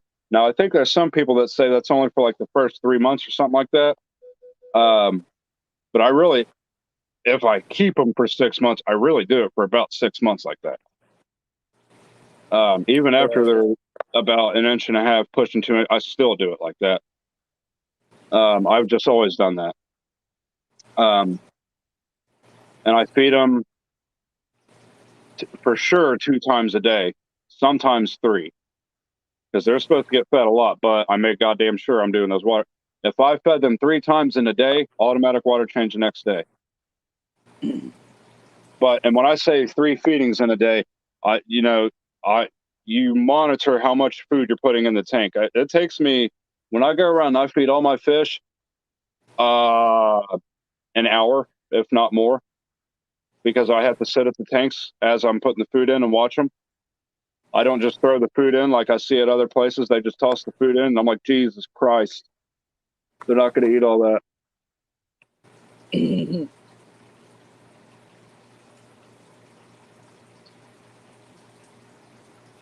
And if after, I fed them twice in the day, if I, go up to feed them again, I'll look at their bellies. That's the first and foremost thing I do. As soon as I look at the fish, look at their bellies. If they're still like pudgy, they're not getting a third feeding. And these are just fry, by the way. This like to get your fry to grow faster. These are little tricks. Heavy water changes, decent feeding, but with feeding comes water changes because you got uneaten food and waste. Right. And when you do this method, I highly recommend bare bottoms. Just helps keep that water pristine, which is also a product sold by Seacom. Hey, Seacom, you should do something for me. I'm giving you shout outs here. Right. All right. Next question. All right. Hey, thank you, AR Aquatics, for joining us on this. You have yourself a great night. Have yourself great work tomorrow. Don't work too hard. They probably don't pay you enough. That's why I started doing what I do. I just got tired of working for companies. I get tired of told what I'm worth. When I work too hard for that, I'd rather put in the same amount. I'd rather break my back working for me, making what I make, working for somebody else, breaking my back for them. That's just the way I view it. Because honestly, I don't pay myself yet out of this. I don't profit yet. Everything's straight into the business. And I really need to get on that consistency part because I have too much inconsistency, quite honestly. I mean, you got to start somewhere. You just became like able to do full time your business, right? You were working a day job and trying to juggle. Dude, I was working full time. I was working 40, 45 hours a week. But the way I got annoyed at my work, the way they were doing it. Yeah, I worked that many hours in a week, but the way payroll was set up, the payroll weeks, right. Our last day of the pay period is a Tuesday, and the way they break up my fucking doubles is opposite payroll weeks. So I don't get the benefit of working all that shit. I just get the hours and it's basically straight time, and it's how they cut out the overtime. Because before they didn't give a shit, but COVID happened, and boy, I noticed they were stingy on them hours. I'm talking, You're lucky at 35, and this is a restaurant, and I'm like, aren't you guys hurting? Aren't you guys begging for people? But they won't let you get overtime. They won't do it. And so I just got to the point. I was like, I was already done with this industry anyway. I just do it because I've done it for years. I've been in a kitchen longer than I've done fish. So, but I do have a passion for food, but my heart and my passion is in my fish. Like I found a new one, and because I used to want to own and run my own pizza and ice cream shop, which is still potential. I could do that down the road, but I'd rather put all my time and focus into my fish because I don't want to say too much, but I've thought bigger. Like I'm talking like from after my shop here, get an actual shop. Well, see, look, I'm downgrading myself. What the fuck am I talking about? When I get a bigger shop and I'll be able to have more space and more tanks, get more sales, more revenue. I would eventually like to own my own fish farm, and I'm talking a field. Like you're talking like Goliath Fish. Do you know who that is? Like we're all familiar with Imperial Tropicals, right? That's somebody I don't mind name drop because I support the fuck out of Imperial Tropicals because they are the shit. They really are. They are. If I'm going to recommend somebody, if I don't have a certain cichlid you're looking for, you go to Imperial Tropicals. If I don't have the discus you're looking for and you're trying to order them right now, you go to Jack Watley. And if you don't go to Jack Watley, you go to me because I have Jack Watley discus. And I have I have his son, Gabe. I have his personal cell phone number, and we text back and forth when I need shit. Like he's awesome, dude. Like they are, man. I love him. And he wasn't too big or too proud to work with somebody little like me. There was a supplier and a business in Florida who flat out told me, no, we can't do business with you. I said, why? They said, you don't have a storefront. I said, I do. Yeah, like I do. I proved it to them. It wasn't as set up as it was now. So maybe, I don't know. But they didn't like how I was doing it. And essentially they were monopolizing this shit. And they were like, well, we can't sell to you. These other guys have overhead to pay and everything. And I'm like, what overhead do I not fucking pay? You want to see my water bill, my electric bill, my supply bill, my fish bill, all that overhead? Did you forget? It just blew my fucking mind. Now, even when I get bigger, I'll tell them to kiss my ass if they come wanting business with me. I got denied by Amazon to be an affiliate because my channel was too small, but that was too small. Yeah. Well, hold on. 300 subs. What? Man, when you're going with companies that fucking big, dude, they got to make something. And the way it is with YouTube and TikTok and shit, you got to have hundreds and thousands of followers. I need to get my charger before you start like actually making money. And then I heard it's only like 10 cents for every whatever. I don't even fucking know. Right. But I gotta go get my charger. Mean, if you can earn a little something, then hell yeah. But that, like I said, that was back when I only had like 300 subs. I haven't tried it now since I passed 1K. I don't know if I'm going to or not, because obviously my channel ain't about making money. It's about growing the hobby and educating people on general fish care. Oh, yeah, right. Shit, it never hit that point to make that money, dude. Right. If they come offering it, you take that. So the next question is a 3-part question brought to you by my buddy and your buddy, a good admin in my group, and I value everything he says, Calvin Selbely. Oh, yeah. What's up, Calvin? Okay. He asked me to ask these. This was in our personal admin chat. Said, how do you filter your tank? How do you heat your tanks? And how do you light your tanks? Like, what type of filters, what type of lights, what type of heaters, like the brands? Do you have a specific, like, I won't use this type of heater? Or we at Aquacaveaquatics do not support any marine land products. I'll tell you why. I had brand new marine land heaters, 300 waters, expensive. Thank you, 503. Brand new, brand new. Within 1 week, they both malfunctioned and they cooked my fish. I touched my tanks because I came down and checked my fish and they're all dead. And they're like fucking fungusy. And I'm like, how the fuck did that happen so fast? Because they were perfect the night before. I'd never seen it that fast before. And I touched the glass and it was fucking hot. And I was like, what the fuck?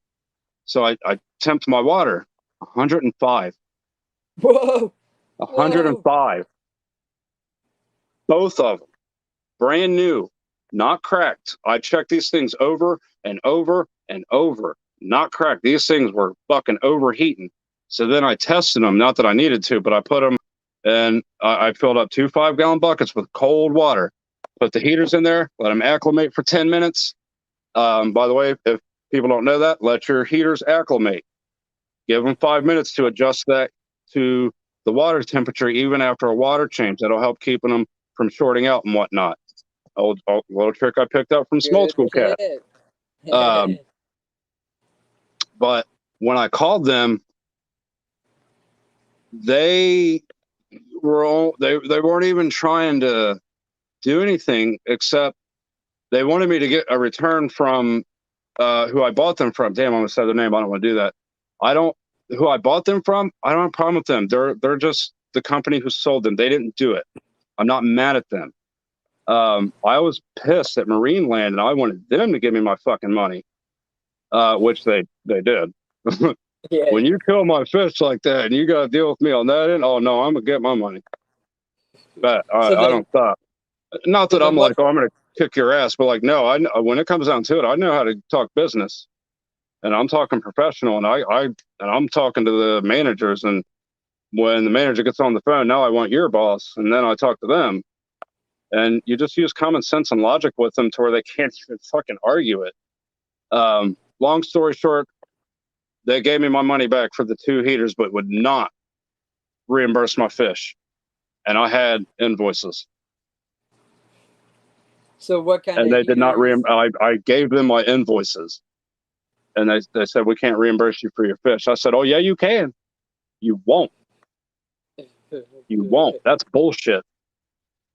I said, what if I sold that to somebody? What if I did that to somebody? They're going to expect me to do that because I expect you to do that. Right.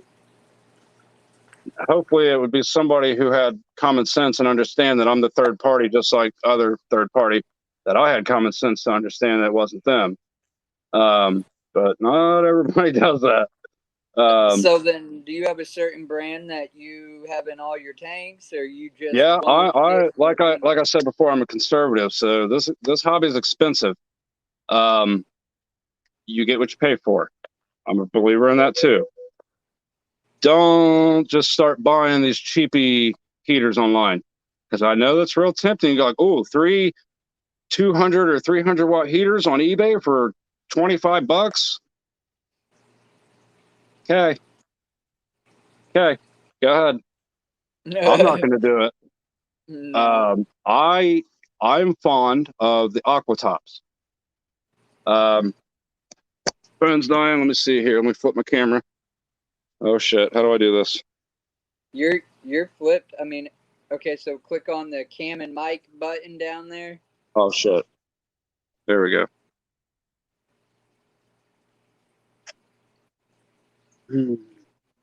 All right. If you go through, okay, that's an Eheim. That's an Aqua Clear. All right. Now we're getting Aquatop, Aquatop, Aquatop, Eheim. Don't know why I don't have an Aquatop in there. Aquatop. Every single one of these Aquatop. Jeffrey Watts popping in. Hey, buddy. Aquatop, thank you. Aquatop. Yeah, so pretty much at this point, I'm pretty much all Aquatop. They do a great job, man. They really do. Very consistent. I even use Aquatop heater for discus. That says a lot. Keeps it very consistent. I like it. Got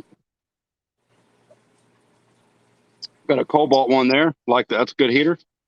Costly though. You get a better bang for your buck with the Aquatops. I mean, if it works, why would you not buy it? Why would you spend $20 more on something that you could buy this one and you're getting the same thing? Because I know some people. Oh, he backed out. Hey, Morgan, you're going to have to re-click on that link, dude. Well, it says we have 8 people in here. I'll take the opportunity to say thank you very much for everybody that's watched so far. Everybody who's asked some questions. Or even just lurking, as Jeffrey Watts said, just hanging out. I'm going to send him a message real quick. He's gone.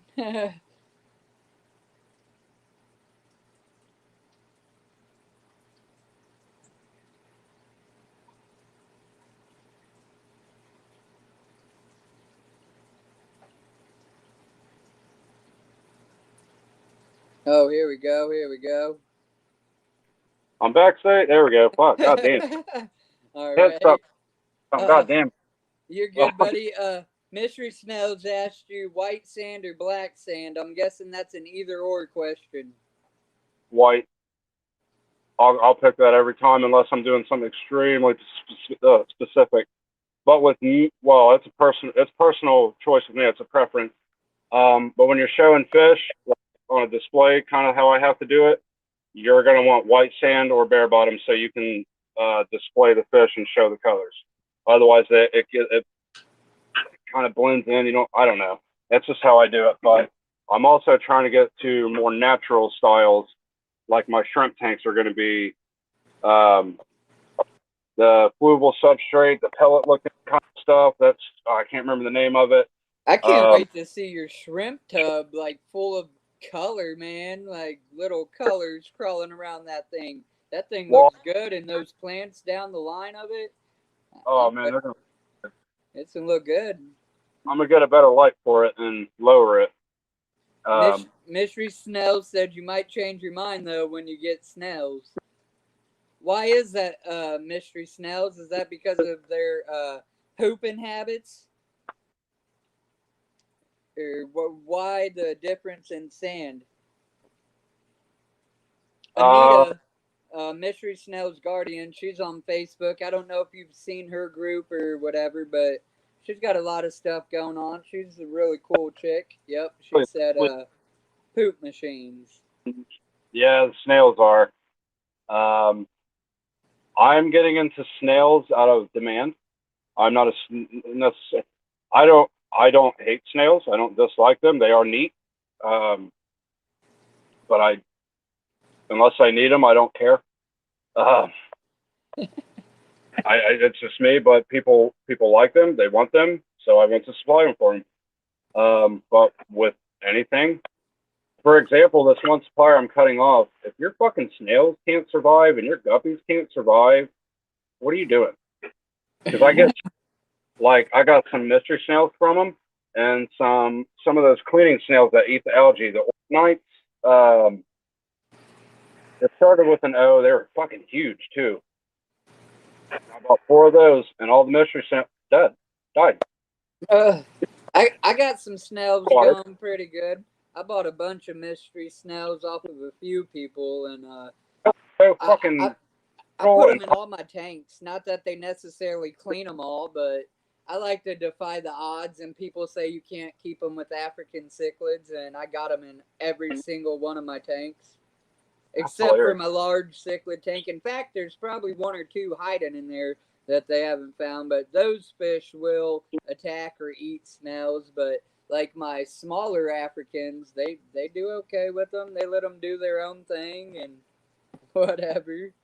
So I dig them. I like rabbit snails, bro. You need to get some rabbit snails. I'll buy a dozen off of you if they're at the right price. Which ones are those? They're the ones that their bodies or their shells, like, I don't know, spiraled and ovalish, like it's elongated, and then they, like, I don't know, their actual body comes out of the shell with their little antennae. And Google them, man. Rabbit snails are fucking awesome, and they have different colorations and variations of them. Like, I need to buy more. I got 1 single one, and I would like to have like a dozen more. Mm-hmm. Like, what are some stuff that, because I don't ever get to do this at all. I just got to brainstorm and do what I think and base off what I hear. And I spectate a lot just to listen and see what people want. But like, what does the market want? Of course, I have Africans, and I'm always going to have Africans and plecos and probably discos. But what do they want other than that? Well, and from my experience, being in these live streams, not just mine, like, I follow a lot of people in the fish family. The YouTube fish community is bigger than what you would think. But, like, I always hear, the smalls, and you got some of them, like guppies and, what are the, not fantails. What am I? Swordtails. Swordtails are a big thing that people like. As far as the snails go, they like either like big apples or, like I said, the rabbit snails or nearite. They're unique, different type snails.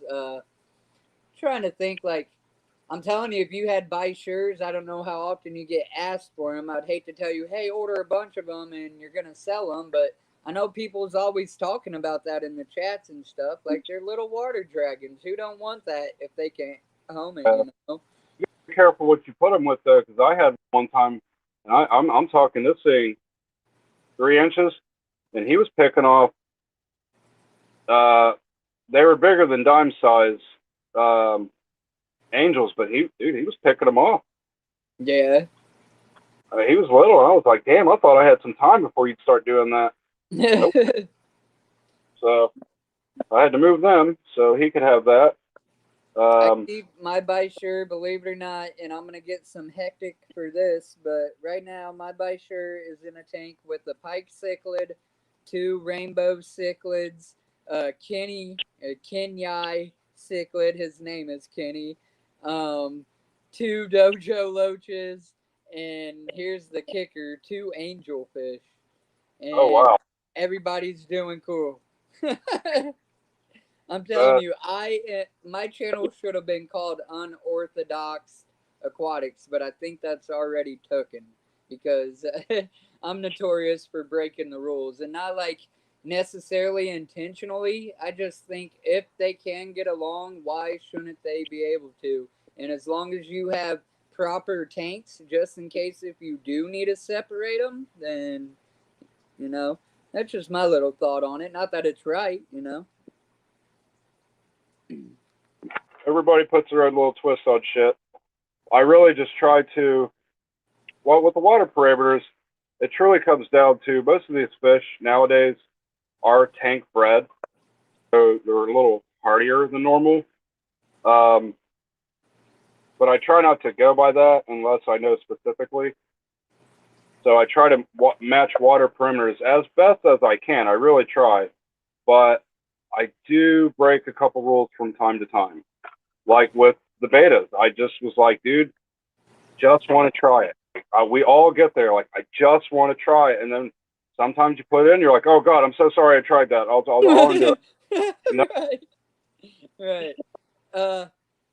Mystery snails, I don't know. Can you see that at the bottom of your screen? Yeah. Those are the most requested snails. That's her forte, obviously. Yeah, and you're right. I've gotten those a lot. Assassin snails, yeah. I've never heard of the channel. Every one of those, yeah, I've heard. I can get all of those. And then Kalui loaches, bro. If you get them in, I'm about to get 15 to 20 of them Tuesday. Yeah. Do you know what you're gonna price them at? Not necessarily. I got to look up what they go for and ship it. I mean, really cheap. Right. The market. That's really what I do. One thing I really can't pay attention to as far as pricing, like whenever Petco or PetSmart, Pet Value, all of them, I don't care what sales they're running. I just don't care because they fish from different places and in much larger quantities, and they have much bigger wallets than the smaller guys like us and the other local fish stores too. Like a PetSmart, they're not a local fish store. It's a big chain. Right. You'll get better quality fish at any okay. You would think at any local fish store you'd get better quality and better service. Not always the case. Typically it is, but some stores no.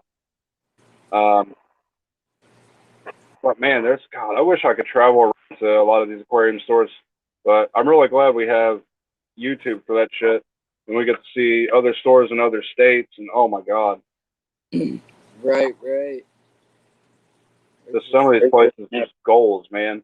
When I saw Imperial Tropicals and I saw their video and I saw that land, oh, that brings me back to this. And I saw that land of just fucking ponds and ponds and ponds and ponds and ponds.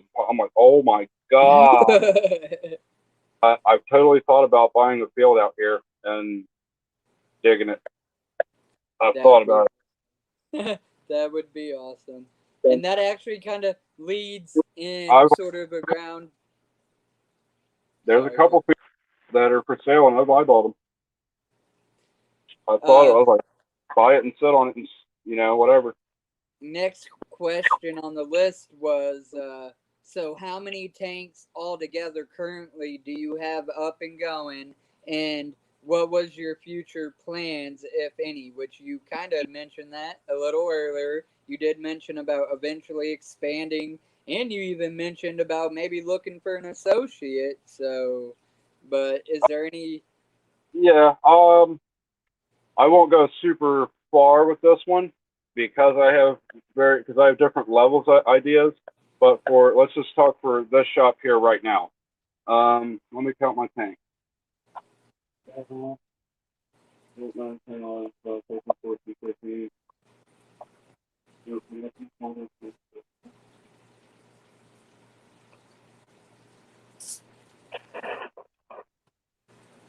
35 plus a 100-gallon tote. And I want to add, I actually kind of want to rethink how I have shit set up so I can add more. I've started looking at how I have it set up, and I'm like, if I do this right, I can put more in. He has a Facebook group, Mystery Snail Guardians. It is called Aquacaveaquatics. Oh, I need to expand on the question that I actually didn't even fucking answer about the filtration in each one of my tanks and how I heat them. I kind of got on with heaters and I got distracted. Okay, yeah. So each one of my tanks is its own ecosystem. I will never run, no matter how much space I have. I run one full filter system. I understand the benefits and perks of it, but for as many benefits and perks, there's double the cons for it. With if one tank gets something, they all have it. That alone, I'm done. So I keep everything individual. It gets its own filter, its own heater.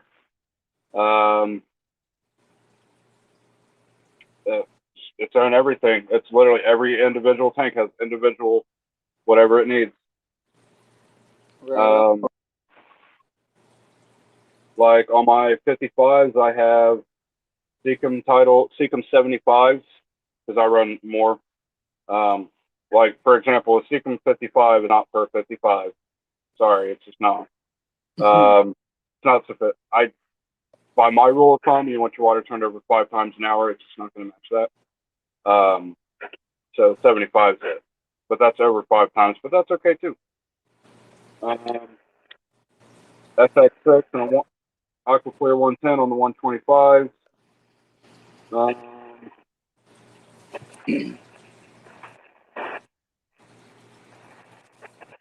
Seacom tidal filter, Seacom. What the fuck is it?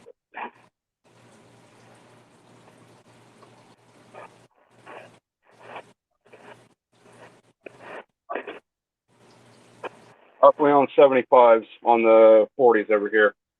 I love those Aquariums, dude. Cheap, fucking hang on the back that you just need a little extra filtration. Aquariums, dude, those fuckers are strong. Those Right. That is motor one plus about Hobbs. You can like overdrive them, man. You can soup them up and make them a better filter than what they give you technically. the baskets they come with, throw them away. Don't need them. Take up space. They just take up space. I just take some the sponge material and I put it in the bottom, and then I put my filter floss there, and I put my media on top, and that's how I do every single one of them. You got another question down there on the screen. No salt water, just fresh water. Probably a forever thing. I very much enjoy and appreciate the salt water. Sharks are my absolute favorite fish. If I could own them, I would. But I could see myself flirting with it later when I have more space and more time to, not necessarily time, more opportunity to kick around some ideas. I want to do salt for me. So even if I was like in the business of trying to sell fish, kind of like you, I probably want to go as far as to do salt for sale, but I would have my own personal salt. I will at one point in my life have my own personal salt tank, just because salt fish are freaking beautiful. But I love my freshwater fish, and I think it's easier to take care of. Don't get me wrong, I got a freshwater eel, so I'm flirting with brackish, almost salt level, but you know, not a full blow salt reef tank. I did a coral setup. I had a one of the BioCubes. I think it was a 16-gallon BioCube. That I actually did. I had live sand, live rock, and I was trying to get it, you know, cycled and shit. And I started off with a few things, but it takes so much fucking time, and it just I was doing everything else. Actually, I was at the tail end of my breeding, but I was still so busy breeding, and I was, Jesus Christ, I just don't have the time that it takes to dedicate to this and appreciate it. I do. When you see somebody's saltwater set up, and it's as nice as it is, just appreciate the shit out of it, because I know how much work it took to get to that point. Discounts. So I'm all about discounts. One thing I do have, I'm all about like a customer appreciation and shit like that, and I am learning as I go. I haven't really had a lot of times where I'm doing discounts. I would absolutely do a military discount and a senior discount. Like, duh, who doesn't do? Like, would not do that? I didn't mean that in a sarcastic way at all.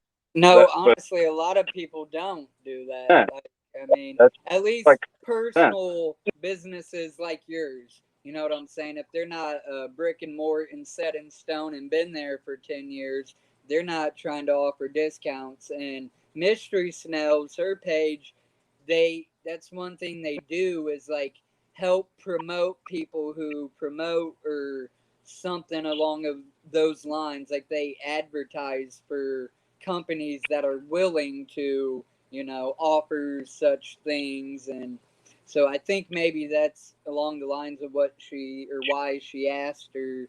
And maybe not. I might be going out the air on that one again too. Maybe she'll clarify it in the chat. But but yeah, from my experience, I never went online to some of these fish online stores and went to buy a fish and seen an option for a discount, even if it didn't apply to me. Like, I don't know if I recall looking. I see a lot of like spend this, you get this much off or whatever. I see a lot of that. I do have, I guess it's to everyone. You spend 50 or more 5 times, you get 20% off your next purchase. And I got a punch, a custom made punch, so nobody, you know, punch it. Because I can't afford for people to fucking steal off me, and they'll try. I've already had a couple people. That's a real quick way to piss me off too. But I would definitely hook up, you know, military seniors. But I see seniors. My prices are so cheap anyway, and I'm already really cool with them anyway. I pretty much hook them the fuck up. Like, I don't know if I'm gonna be able to make this where you can see it. Here, let me make me the cello screen. That's better. No, go the other way. Yeah. There you go. So this is on her site or her group, something that they kind of offer. Man, it ain't the best, but I'll read it to y'all. It says Aquacaveaquatics current in-house stock, forever discounts, only one discount per visit. Military emergency personnel and teachers enjoy 10% off automatically, no minimum. Must present proper proof. Senior gets 10% automatically, no minimum. Everyone who spends $50 gets 10% off. Flake food, buy 2, get 1 free.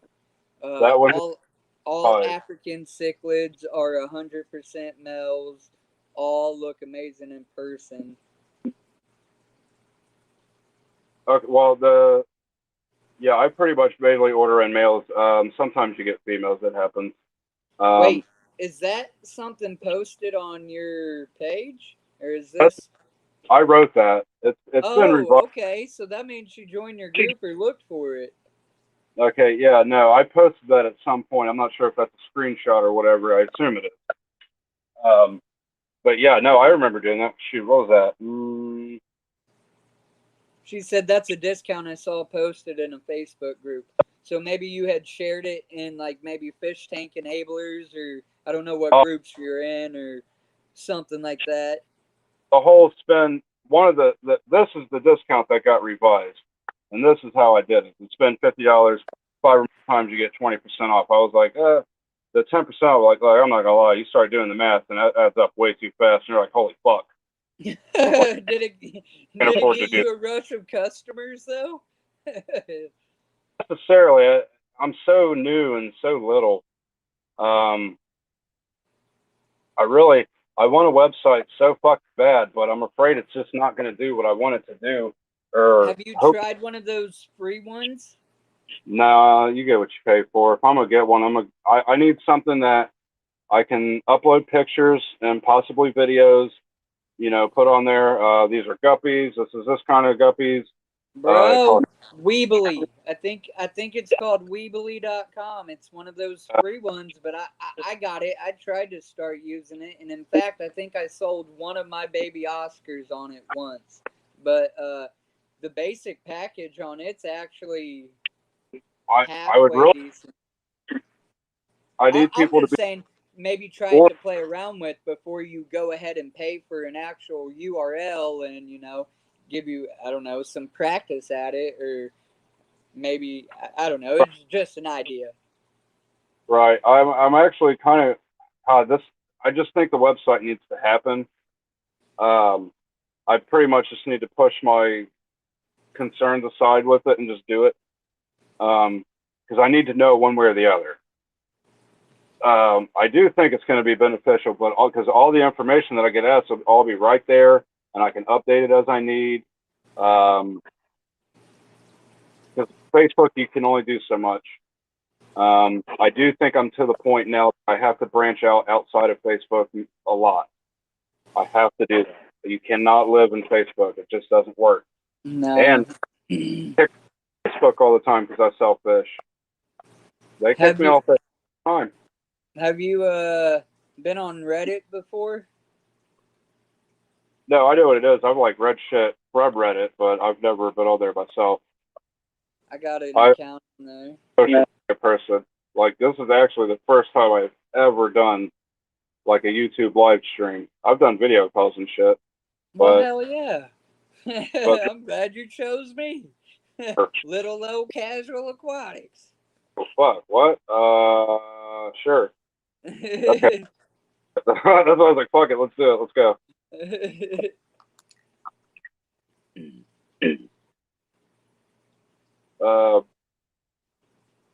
Shit. But yeah, I really have probably really big ideas. I'm going to get big into the shrimp, plants, and probably the guppies.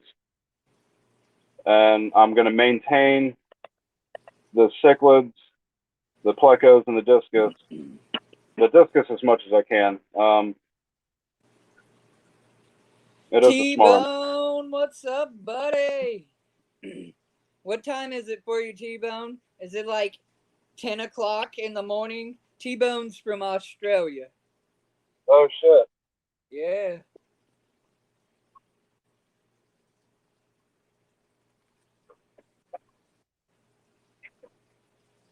Look, what is it? Yeah, it's 1:30 here. 1:36 a.m.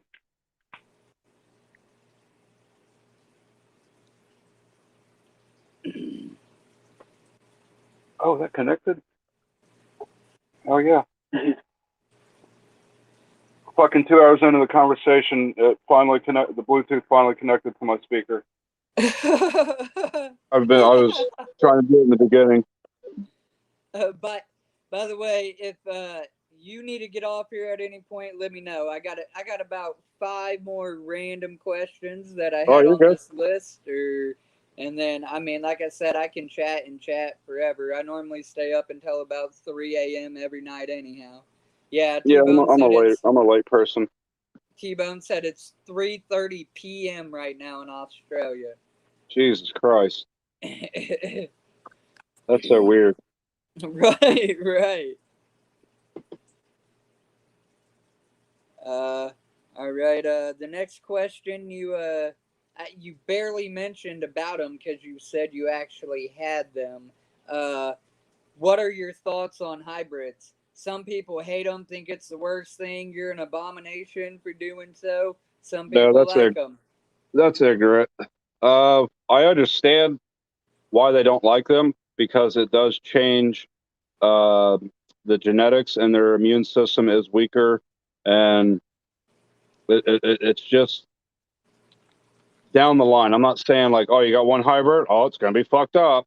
But then that hybrid breeds, and then that one breeds, and down the line, now you Right. got fucked up fish Yeah, because you really the strain you and the end up genes. getting some deformities or Yeah, whatever. yeah. No, oh, you'll start getting that on probably the second and third batch. You'll start seeing it. You'll start seeing big eye, little eye, or funny forehead, or funny lips.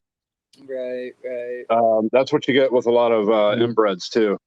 That's how that's, I don't mean to be negative, but some people out there are very inexperienced breeders, and they put themselves up like they're the shit, and they Right. just don't know yet.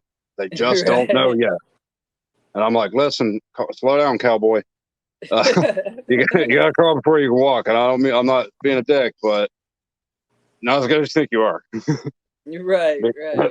Because you got brothers and sisters breeding, and now it's all bad. Those are worthless.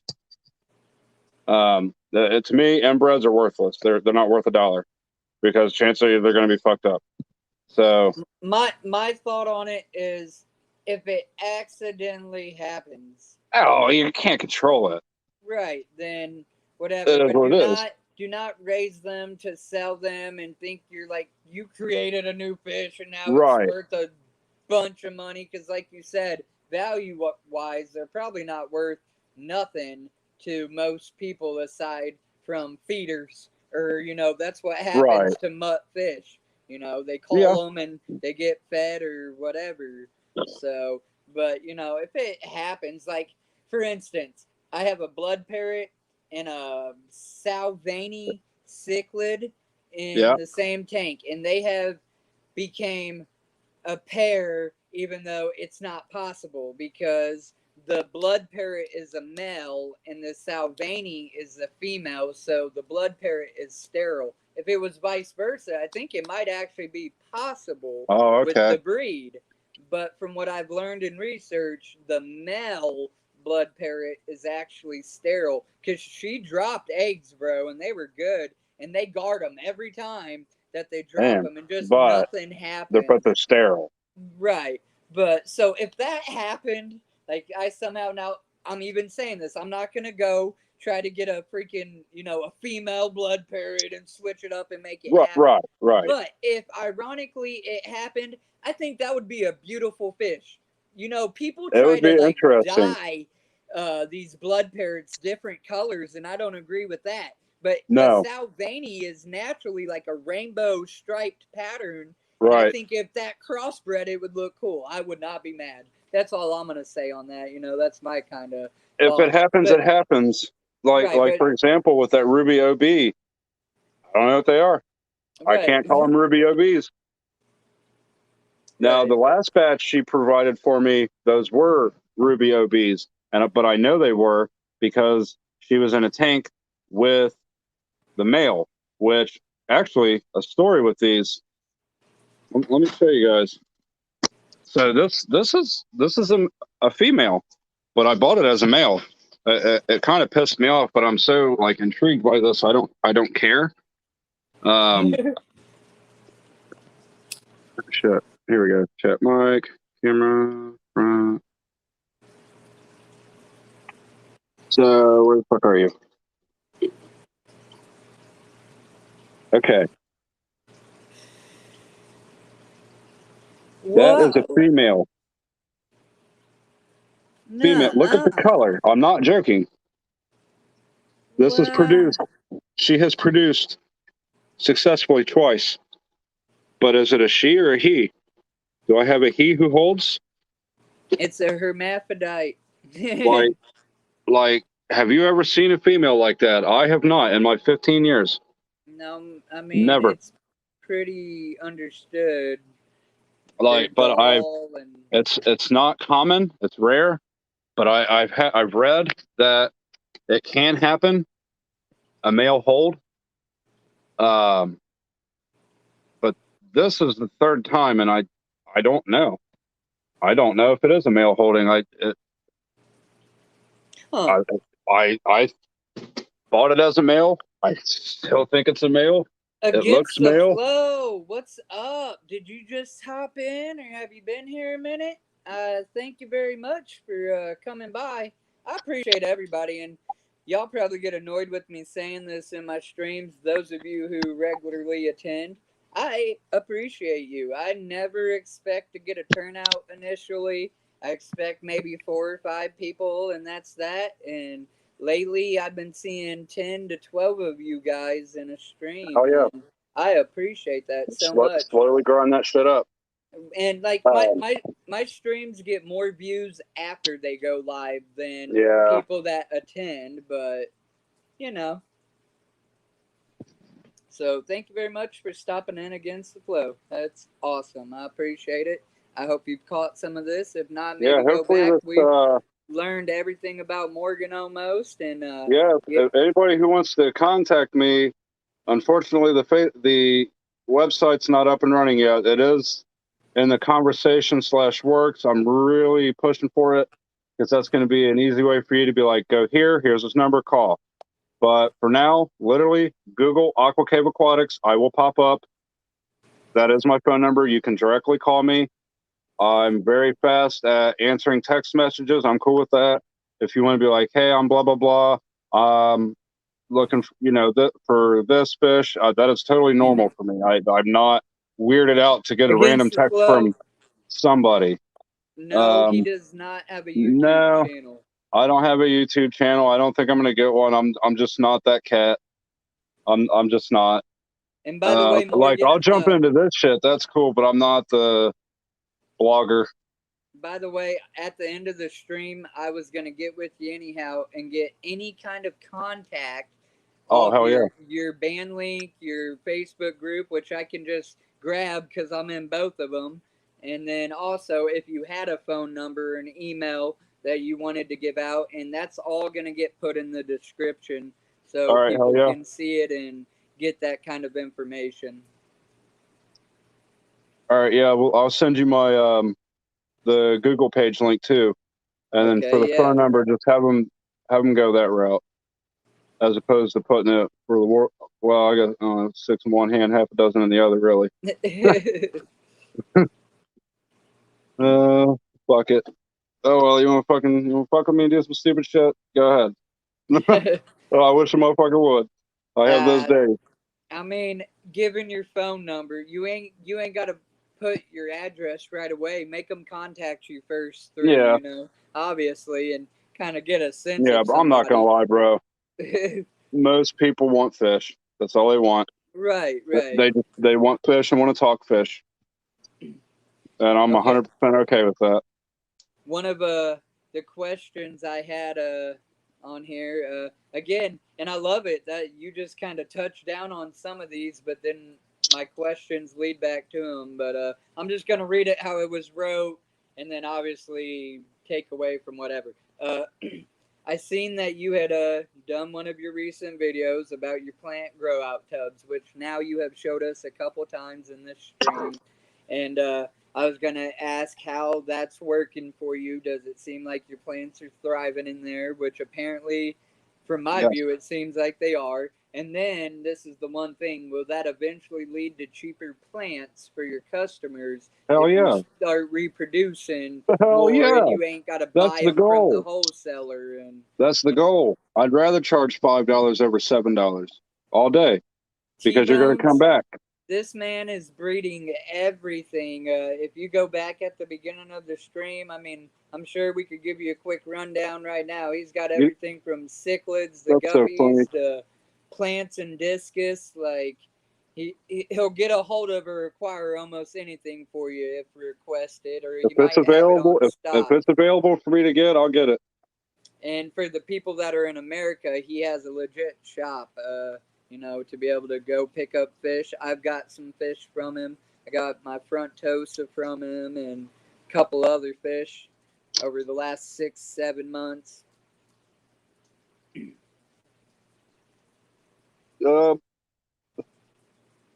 I'd like to get some setups to where I can keep some eels and shit too. If you got Yeah, me kind of turned on, I've I was been really bugging trying to you get about that it. for you, but man, when I was working, man, our schedules, that was impossible to match. That was hard. I'm actually in the process of getting one. I had a buddy that I done a stream with him actually. His name is Doyle Thomas. I don't know if you know of him or whatever. I think that's Tom. I think I said it backwards. His name is Thomas Doyle.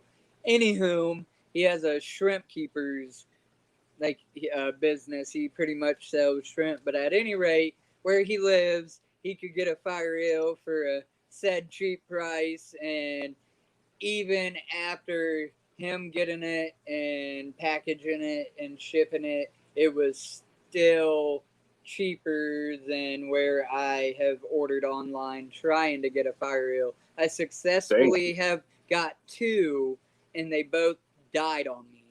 And now I don't know if that was mainly my fault or their fault. The first time the eel was like a day or two late.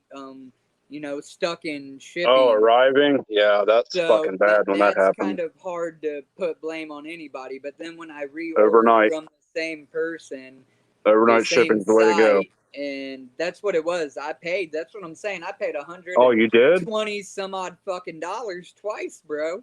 Like I don't know. It was almost That was up there. It might not have been 120, shit. but Overnight it was shipping's more than $20. right, right. See, I don't use. Okay, I use the post office for certain things. I don't use, like, I have a shipment of my bleaker eyes are going out tomorrow. I don't use the post office for fish.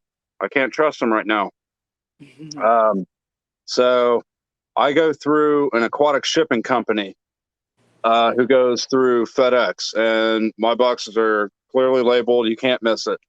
And I've only had one issue in the whole year that I've done this. I feel the prices are cheaper, although freight in general has gone up. The price in the last 6 months, 3 months. Overnight is costly, and the further away you are, the more it costs. I fucking hate to say it, but for example, tomorrow when I ship out, the shipping bill is $73. Damn. That's going to Texas. Like fuck, But see, dude. and that's just it too. Like I don't necessarily mind paying for shipping overnight to guarantee the quality of you know, my fish. But like I just, some of those prices seem just absurd to me, and who am I, because I've never shipped a fish that I far, and I've never done it overnight. So I'm optimistic. I get it. You know, there's a business side to I it, and show no, I show them screenshots. Or no, actually, I do it on my tablet or iPad. I take a picture of what I'm physically looking at. Now, with me, you can only do overnight or 2 day. I don't even, all the 3 or 4 options that are below it, I can't even select it. It won't go through because somebody was adamant that I send them on the ground. And I had told them no umpteen times. And I really got to quit doing this. When I got to, if I say no, it's for a certain reason. I'm not being a dick. I will do whatever I got to do to make sure to get this customer what they want. But if I really am, I'm like, no, I can't do it like this. Trust me, there's a reason, and it's well thought out. right. Well, you can't keep breaking your back on, you know, just to try to appease your customers. Right, right. I And you have to be consistent with it too. right. You really do. But he wanted me to send it through on the ground, and you can't ship them like that. They don't want them on the ground like that because of so many delays. It's so much out of not just my control. It's out of FedEx's control what happens on the road. You know what I'm saying? So They can't. let me like use me as that example. You know, we've went through that whole scenario or whatever. At least just the topic of it. Like for it, it makes almost no sense to ship for me. It makes But zero sense because you're 30 minutes from me. I even have a thing now. You got to be like, no hard feelings. Let me just throw that out there, homie. You're okay, good. there's It's two drop-off points I have. One is in Richmond, Indiana, literally right, 10 minutes from you. right, Why would I take a fish there to drop it off and take it 10 minutes down the fucking right, road?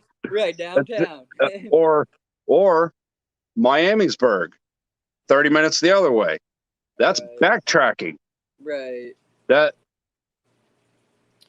it's just so I had to look at it and was like, I actually have to specifically word this shipping shit. And I don't really have a radius yet, but I'm like, you've got to live at least hour and a half away for me to For ship it. shipping. And now, do you put that in your sites? Like, is that on your band page posted when you're posting like your fish No, sales but it or? really should fucking be. Yeah, like, and that's just personal, But with experiences. band though, That no, hold on. With band, there's a couple of my locals there, but that's more where my shipping comes from is band. yeah, It really is. My shipping has fucking super increased because of that. To the point, bro, I had to order. Now, okay, my shipments 95% of the time will come in a USPS box. That's because if you go to the website, they will send you boxes for free. oh yeah, Now I don't have to charge materials. All I have to go buy is the styro to line right, my boxes. And well, but you got to buy it in the sheets, and then you got to cut it down to each size, and you got to cut all the fucking boxes and right. do all that. Make sure it's clean and it's not Heat messy. packs or cold packs when necessary. Well, cold packs, but no heat packs right now. Right. God, oh, that'd be bad. Yeah. Some weather out there right now. Yeah, Some yeah, states getting 114-degree weather and shit. yeah. Like, Like, man. but listen, the shipping materials, like, it's kind of costly. So I try to, I I'm not cheap. I really am not. I'll spend what I got to spend. Um, but I know we all do this when we ship each other fish. I know we keep each other's shit and use it. I know we do. I know people use my shit and I use other people's because it's already fitted for the boxes that we use. Why wouldn't we do that? I would prefer that they do that and save some money, and that tells me I'm doing it right. Right, But right. I learn a lot of shit from watching other people ship. I'm like, oh, that's a great idea. Yep. The day I stopped I got it learning in down this now. Fuck, hobby, it's only so much shit you got to do to ship. I got it down now. right? The Um, day you stop learning in this hobby, or anybody, then yeah, you're the day not you think you're really done, growing. You're not you're out. just You're done. Just right. get out of the hobby. You'll never stop learning. And I'm guessing again, I don't know specifically, but in the business side of it, it's the same way. You always want to try to like, I don't know, hone in on your craft or your Oh what you're. yeah, you're always wanting to improve. You don't want to get complacent, but that's in anything in life, really. Um, Hey, that's a good idea against the flow until it becomes a hoarding problem. If you're not resending out those boxes, they start to build up. Now, in his case, I'm sure he can use every box that he gets. no, actually, I like to look professional, so I actually do up brand new boxes. I label them with my logos and my stickers and everything. Everything is mine. I like it to look clean. I won't reuse a box. I'll use the styro, Right. not the box, because they already got their stickers on it and shit. Um, they don't do them like I do, though. Some people's are better than mine, but I'm like, fuck, how do you do that? I want your money. God damn. How does that box just have your fucking name on it? I have a sticker.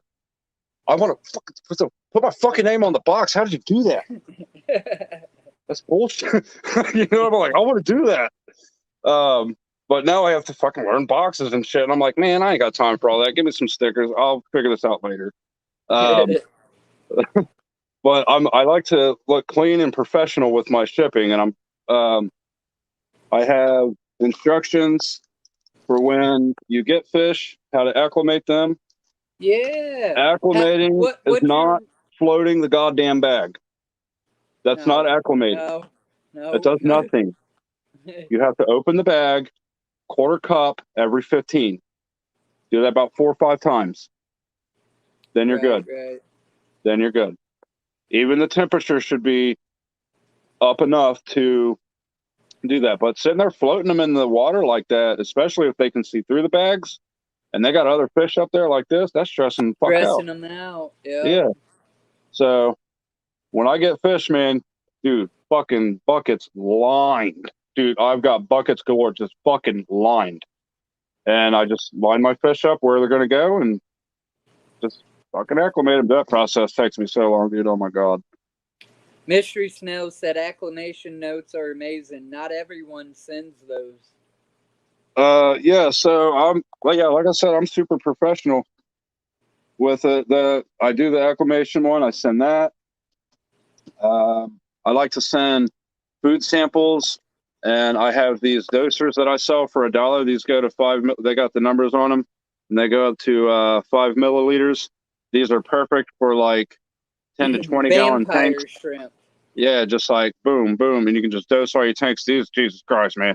I bought these for me, but I have so many of them I can sell them. But I'm not gonna lie, these were for me. I had a buddy because I have so many tanks to do at one time. I have a buddy, Christopher Drell. In fact, I done one of my best videos on my channel about vampire shrimp, and he uses one of those little droppers to feed. Them, yeah. There's so many options to use them for. That you can use them for your live brine shrimp that you're hatching up. Your hatchery, just boop, boop, there you go. Right. It's perfect. And and then those little glass cleaners, everybody can use those. And then some food samples, and yeah, I'm actually getting ready to write up like a thank you for choosing Aquacave, whatever. And also anybody, like even shipping people, I'm going to send you one of these with a punch and my initials. As long as you spend $50, but each time you do that and you get them shipped from me, you'll get a new one. Keep these together, and when you have, I had to look at my own card. when you have 5 of them, you just show me, and they'll all have my initial. You ain't copying my signature. That's me. And I'll know, and I'll see it, and I'll be like, there it is, and you can use it like that. Like that's cool. Wait. So what was the discount? You spend $50, $50. You get what? Yeah, $50 or more 5 times, 20% off. All right. I thought that was fair. I do have to watch. Oh shit! I do have to watch. Well, he said, "Oh shit, something happened." Morgan, you're gonna have to pop back in, buddy. I'm sure you should be able to hear it or something, or give us a little message in the chat. There he is. I bet I hit the fucking button again. You're good. But as I was saying, I really have to watch all the sales because I already try to price my fish lower than that, and then I'm like sales and then discounts, and I was like, fuck. Sometimes you got to make goddamn sure you don't go negative sometimes. But I'm not gonna lie, these fucking the boys trophies, I'm going negative on these motherfuckers. I just want them gone. Yeah. I don't give a shit. I'm going negative.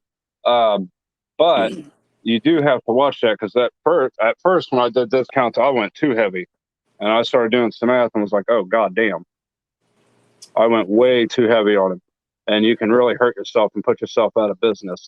It's a delicate balance, and I'm learning. I'm not a virgin to business. I used to run a landscaping business, but I was very naive to business. I was very young too. not ready to run a business yet. Well, that's why half the reason why I didn't make it. But I mean, business is hard, dude. It's hard. But That's now I'm enjoying the fuck out of it. that's It's here. just finding that right stroke. Let me butt in because that's one of the questions. So you might as well continue, but and it will be answered. What's one of your biggest? What was one of your biggest challenges starting up your fish store or business, and how long has that journey took? Like, so from beginning to now, currently, how long have you been in business doing this, and what was your biggest challenge? Like your breaking point of where you're like, man, I don't even know if I'm gonna actually do Oh this. yeah, I did almost quit. I'm not gonna lie. Never said that before, but I did almost quit. Taxes. It is Yeah, it's so overwhelming. It's so overwhelming, and you're just like, I don't know. like I just don't know. are you? Do you mean like trying to figure taxes or just pay them or I like had to figure out everything from scratch. I had to figure out whose taxes, state, right, who gets it, who do I call, how do I do that, how do I tell you, what do I right, tell you? I literally one by fucking one had to get those questions answered, and all, and then it's like fucking another language when you first go. It's like you're just like what am I reading?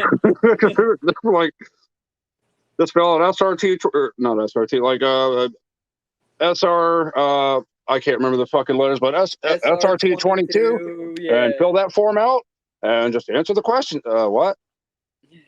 And like, dude, and At I've what had to point? call him a couple times too. At what point did you have to start reporting an actual income though?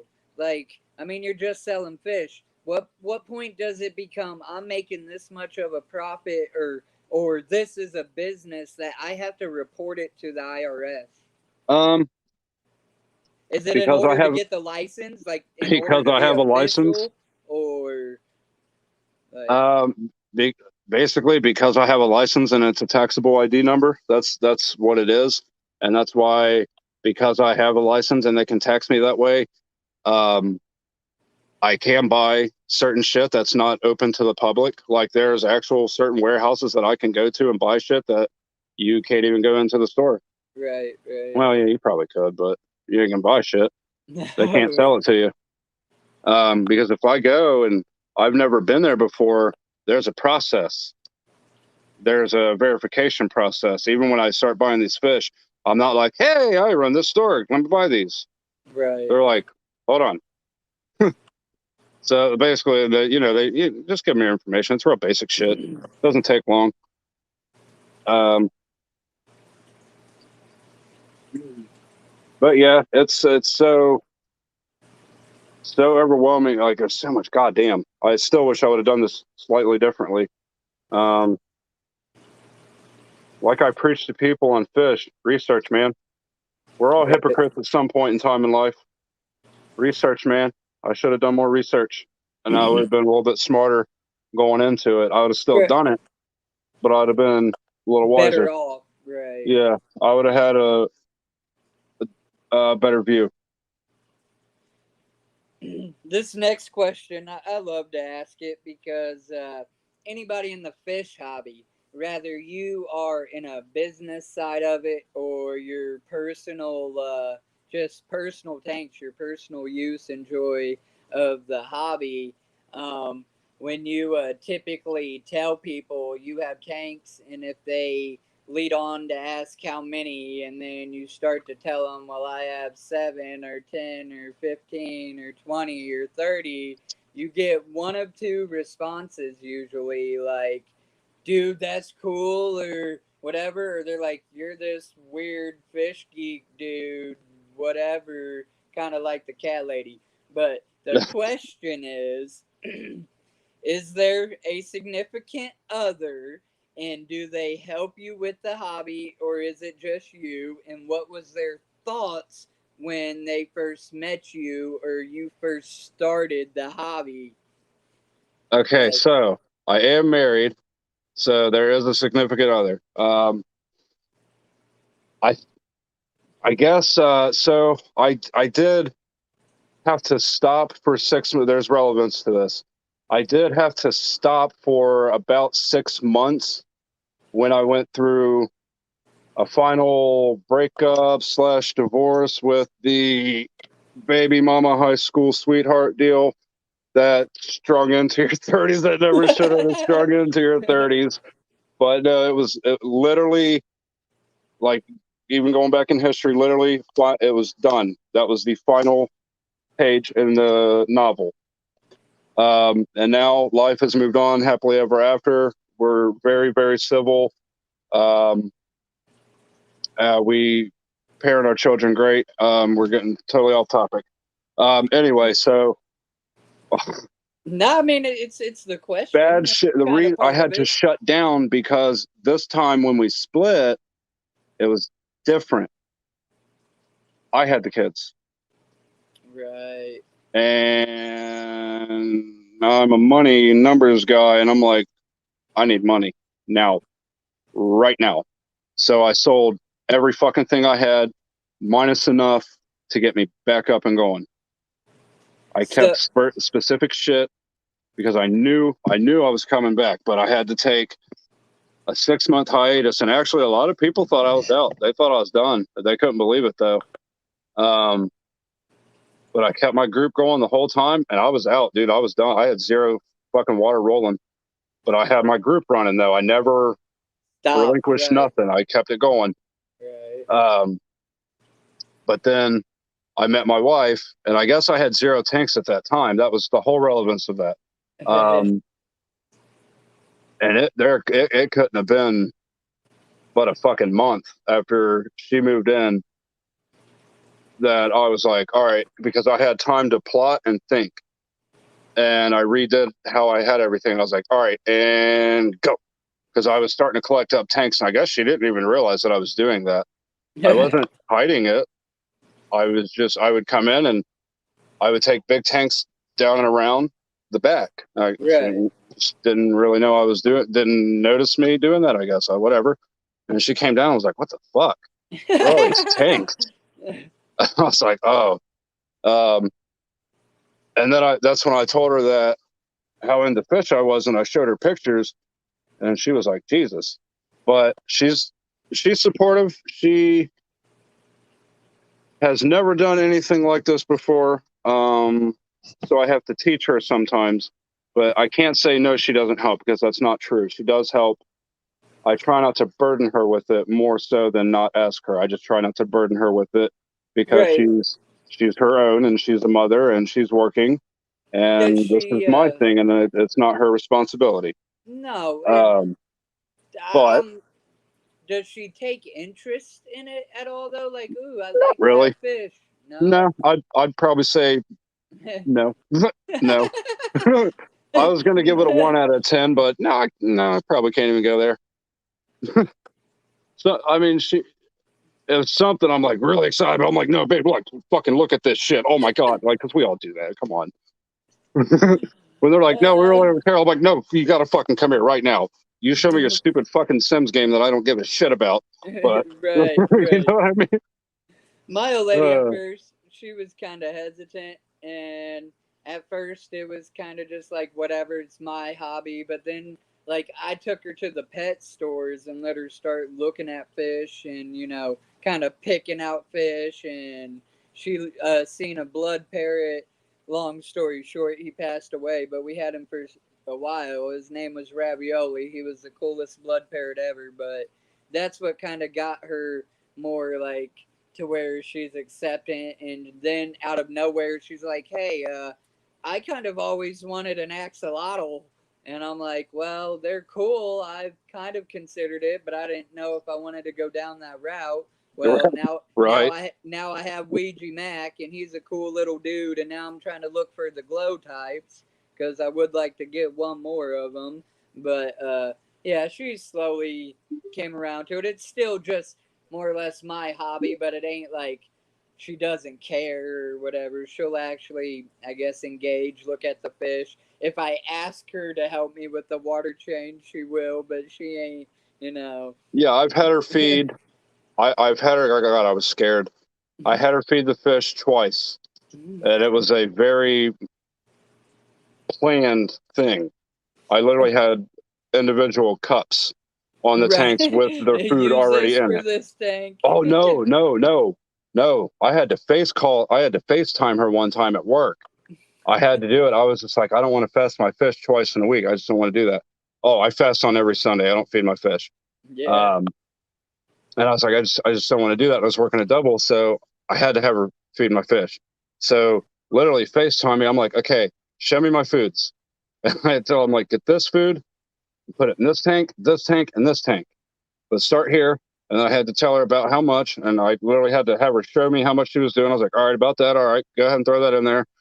And she's like, all right. And I was like, go ahead and take like 6 more pellets and just toss them in. Just they'll eat them.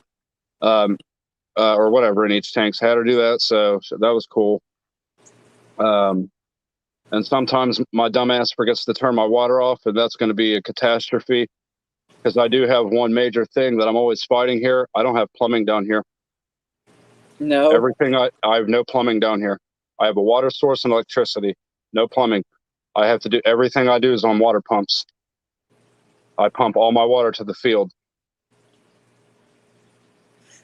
That's what's up, though. So that sucks. I wish I've been trying to try think. to set up an auto water change system though? Where am I going to drain the water? I can't run something permanent because we cut grass and shit, and I can't leave something permanently out there. Don't you got a drain in your basement? No. I know. Oh shit. Can you water? Well, you would have to dig. I was gonna say you couldn't like run some kind of PVC out your door. Like, well, yeah, right that's what I do. I have 2 hoses that are connected, which gives me. Oh fuck! I had it measured out, dude. I had this whole thing measured. I got a big ass yard measure and everything. It's like 57 feet. I got a hose that runs at least fucking 50 feet out there, and then I got a 8-foot PVC that I just run to the field, and I just put the hose into it and pump it out. T-Bone, I'm not sure if I've seen him or not. Maybe just randomly. I'll check him out though. I'm guessing he's a good channel. Sorry. Keeping that vaguely keeping fish simple sounds familiar. Right. Relatively recently, actually, because I was watching a cat on YouTube, and he was Australian. Man, I can't talk like they talk. Like I think how they talk over in other countries is cool. Right. And I think over here in America, I think we're a bunch of fucking pussies. But they walk around like a fucking, I don't know if they're saying block or bloke. Bloke. T-Bone, is it bloke? Is it spelled the same? We're American. We're kind of dumb. We're uncultured swines. Right.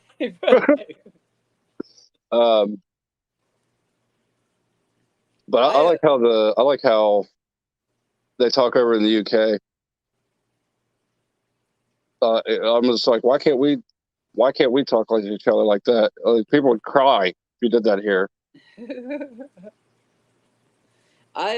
For my water changes, I use a standard just like pump. It's a big one, and I drain it from a hose straight to my tub, and vice versa for water back in. I know for an auto changer though, it all has to be on the same. Yes, I have seen a badass auto water changer that when I do one, I'm calling him.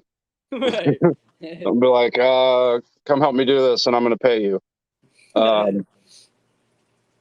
But I mean, the whole thing, it was set up. He had the control panel on the wall, and then he had all of his pipes. He had two rows of pipes going because he had 2 rows of tanks, and they were all set up on the same fucking system.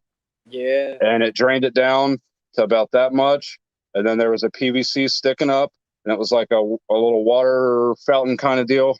after you have the, I guess it's a diffuser kind of deal Right. on top of it, so you're not, water's just not fucking shooting. It kind of breaks it up and right. umbrellas it. Right. So it had that, and then he just flips the switch and the water goes back in. Right. Right. And he said he's just got, actually, this is where I came up with this. So you just got basically you could do chopsticks, but you got your 2 pieces of wood, and this is just tubing. And this is what I use to get get debris out of my guppy fry around the plants and shit, because dyslexia going on here. There we go. So, because I can just move it around and not get all the fry and shit. And it's a lot easier to just, pull this away. And the suction's not as strong. That's the key part. The suction's not that strong. It's strong enough to get all that debris. So that's where I learned that. So an auto change system is coming, but I have to have plumbing for that. That'll be too much water. The one drain that I have outside of here, which I'm actually about to clean this week sometime and see what I actually have to work with, because I was already thinking about something. I was thinking about setting up, I was going to drill a hole in the door and set up like an elbow kind of thing connected to it, and then run a little pipe and turn it towards and put it on the drain and drop my water out that way. Right on. But I have to clean it. I looked at it saying it's dirty as shit. And I got to clean all that out. And there's an area where it slopes down. I actually have to kind of block it off with some shit so I can have some of the dirt stop sliding down naturally, because of the rain just kind of naturally pushes it. I need to have something that'll keep it in check. It's not going to stop it, but it'll keep it in check. But it fucking floods real bad right there. So there's only so much shit I can do. Right, I can slow it down. I know what to do. I've done landscaping. I know how to stop it, or I know how to slow it down and make it better. But there's one drain. A technical tank broom. So, like, I don't even really need an auto drainer. I mean, I guess in the front room, I got 3 tanks that would be cool to run and drain together, but they're all different sizes. And I don't know how it all works to adjust the flow and how much is pulling from each tank. But I have a buddy as well. His name's Jeremy Carnell. He has a system set up, and I kind of like how he does his. I couldn't even begin to explain it. He was on one of my streams, and I mean, there's a couple people that once I move, which I'm hoping within the next year, I can get my own home and be building a 1,500-gallon tank. And if you're going, I'm gonna have help. Yeah, if you're that dedicated, make sure you own the house and you're permanent. Right. For sure. Everything that I have done here, like I say that, and I'm a renter here, but my landlord, he knows what I do. I'm just kind of lucky, honestly. It's just lucky. I couldn't believe it. But I'm maxed out. Like I probably won't do much more here. Aside from a couple modifications I've thought about, so I can add a few more tanks, like different stands and shelving for the tanks. Because I'll tell you, man, let me show you. Those stands like that, fucking super strong and sturdy. And it got me thinking I could just create a wall and do the bigger tanks on top. But then what would be annoying is the shit going down in between, the bricks going down. Right. Because I had to specifically measure those out to fit those in like that. And that's also shit. Prices of wood nowadays, that's probably a fucking $250, $300 stand, but it really did cost me about $100 to do that, which is not which ain't bad though. That was last year. That was before everything went up. You're talking $300. I'm no shit, dude. No bullshit. You're talking $300 because that's treated wood, and those are.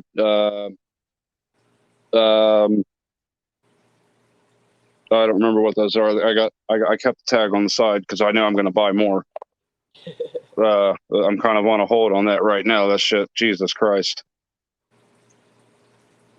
I don't know. You got a lot of space there, man. I mean, I don't know how many tanks you need. Like I feel. how big? I I guess wish I as had your more, dude. business grows, you could have rows right there. You could Like get like some of those 300-gallon ponds, man, and be keeping like some sizable fish. I just think it's small. It's just that's it. Patty, Like yeah, I'm still on here. that's it. I just wish it was more. That's all. I just wish I had more. Yeah. That's me. I got to be like pumping the brakes when I start looking at So fish. I really got to think about, can I home this fish now? And I rent. Obviously, you know where I live. I'm in a duplex. I yeah. can't set up another tank. If my landlord knew what I have set up now, he'd probably kill me. But it's Oh too man. late, and they've been set up for a fucking year and a half. So where this toad is, where the plants are, I was originally going to put 2 more 75 gallons, or I was going to do like a 125 or something. I do want to get a bigger tank. Or anyway, to fish that up real quick, I was going to do that here, but then I had no choice but to set this up for plants. I just had no choice. So I did Right. it, and now this is going to turn into my plants and shrimp and all that shit. So that worked out very well. But I do want to upgrade this tank. Never get rid of it. I'm going to reseal it. I want to get a new tank for up here, but I want it big. I want like a 240 or something. But I'll play around with some measurements and some tanks and see what I really, really want. But then I want to drop this, change it up, put the bigger one up there, switch all them out, take this out, reseal it, and take it and put it down here. And then I'd have like a 240 up there and the 125 there. That would be badass. I would dig And that it. stand, I built that stand, dude. Jesus Christ, it was expensive. But this stand, oh my God, it is so much support. These are like triple done. Each corner, each section is, and then the boards go That all the way looks down, pretty all the way good. down. It was built for a bigger tank. I did that on purpose. I So seen. that's totally I don't still know if what I you want to do. follow LRB Aquatics at all. If you know who he is, but he's got a channel. He's kind of local. He's in Indianapolis or whatever, and he's part of What the same fish club that I'm in. what's And his name? his name is Lucas. God, I don't know what his last name is, but it's his site. His group is LRB Aquatics. Lucas something, and he's in Circle City Aquarium Club. But he has a YouTube channel. He's done videos with Corey. Corey came to his house because he has the world's largest RO system set up. Damn. Like he's up there. But at any rate, he I didn't mean to solo me. At any rate, he built a pretty sturdy shelf, and I actually saved his video to try to mimic it for that purpose, because like I obviously want to move and have bigger tanks rather just for me, or if I occasionally sell a fish or two, I know I'm not going to be getting into the business of it. If I try to, my devotion is maybe to my YouTube channel. I know I'm going to work a 9 to 5 my whole life, but, at any rate, I would like to build some stuff and expand just in my personal hobby. So pretty much my problem is I like large cichlids, and then I end up getting one that needs 75 gallons by itself. So I'm gonna need another tank. I'm gonna need another stand. There's my snowball. And that leads to one of the last questions I actually have on this list. How are you so far into the business that now you don't keep personal tanks? Like, do you have No, I fish still got no. I got my Fluval Flex upstairs.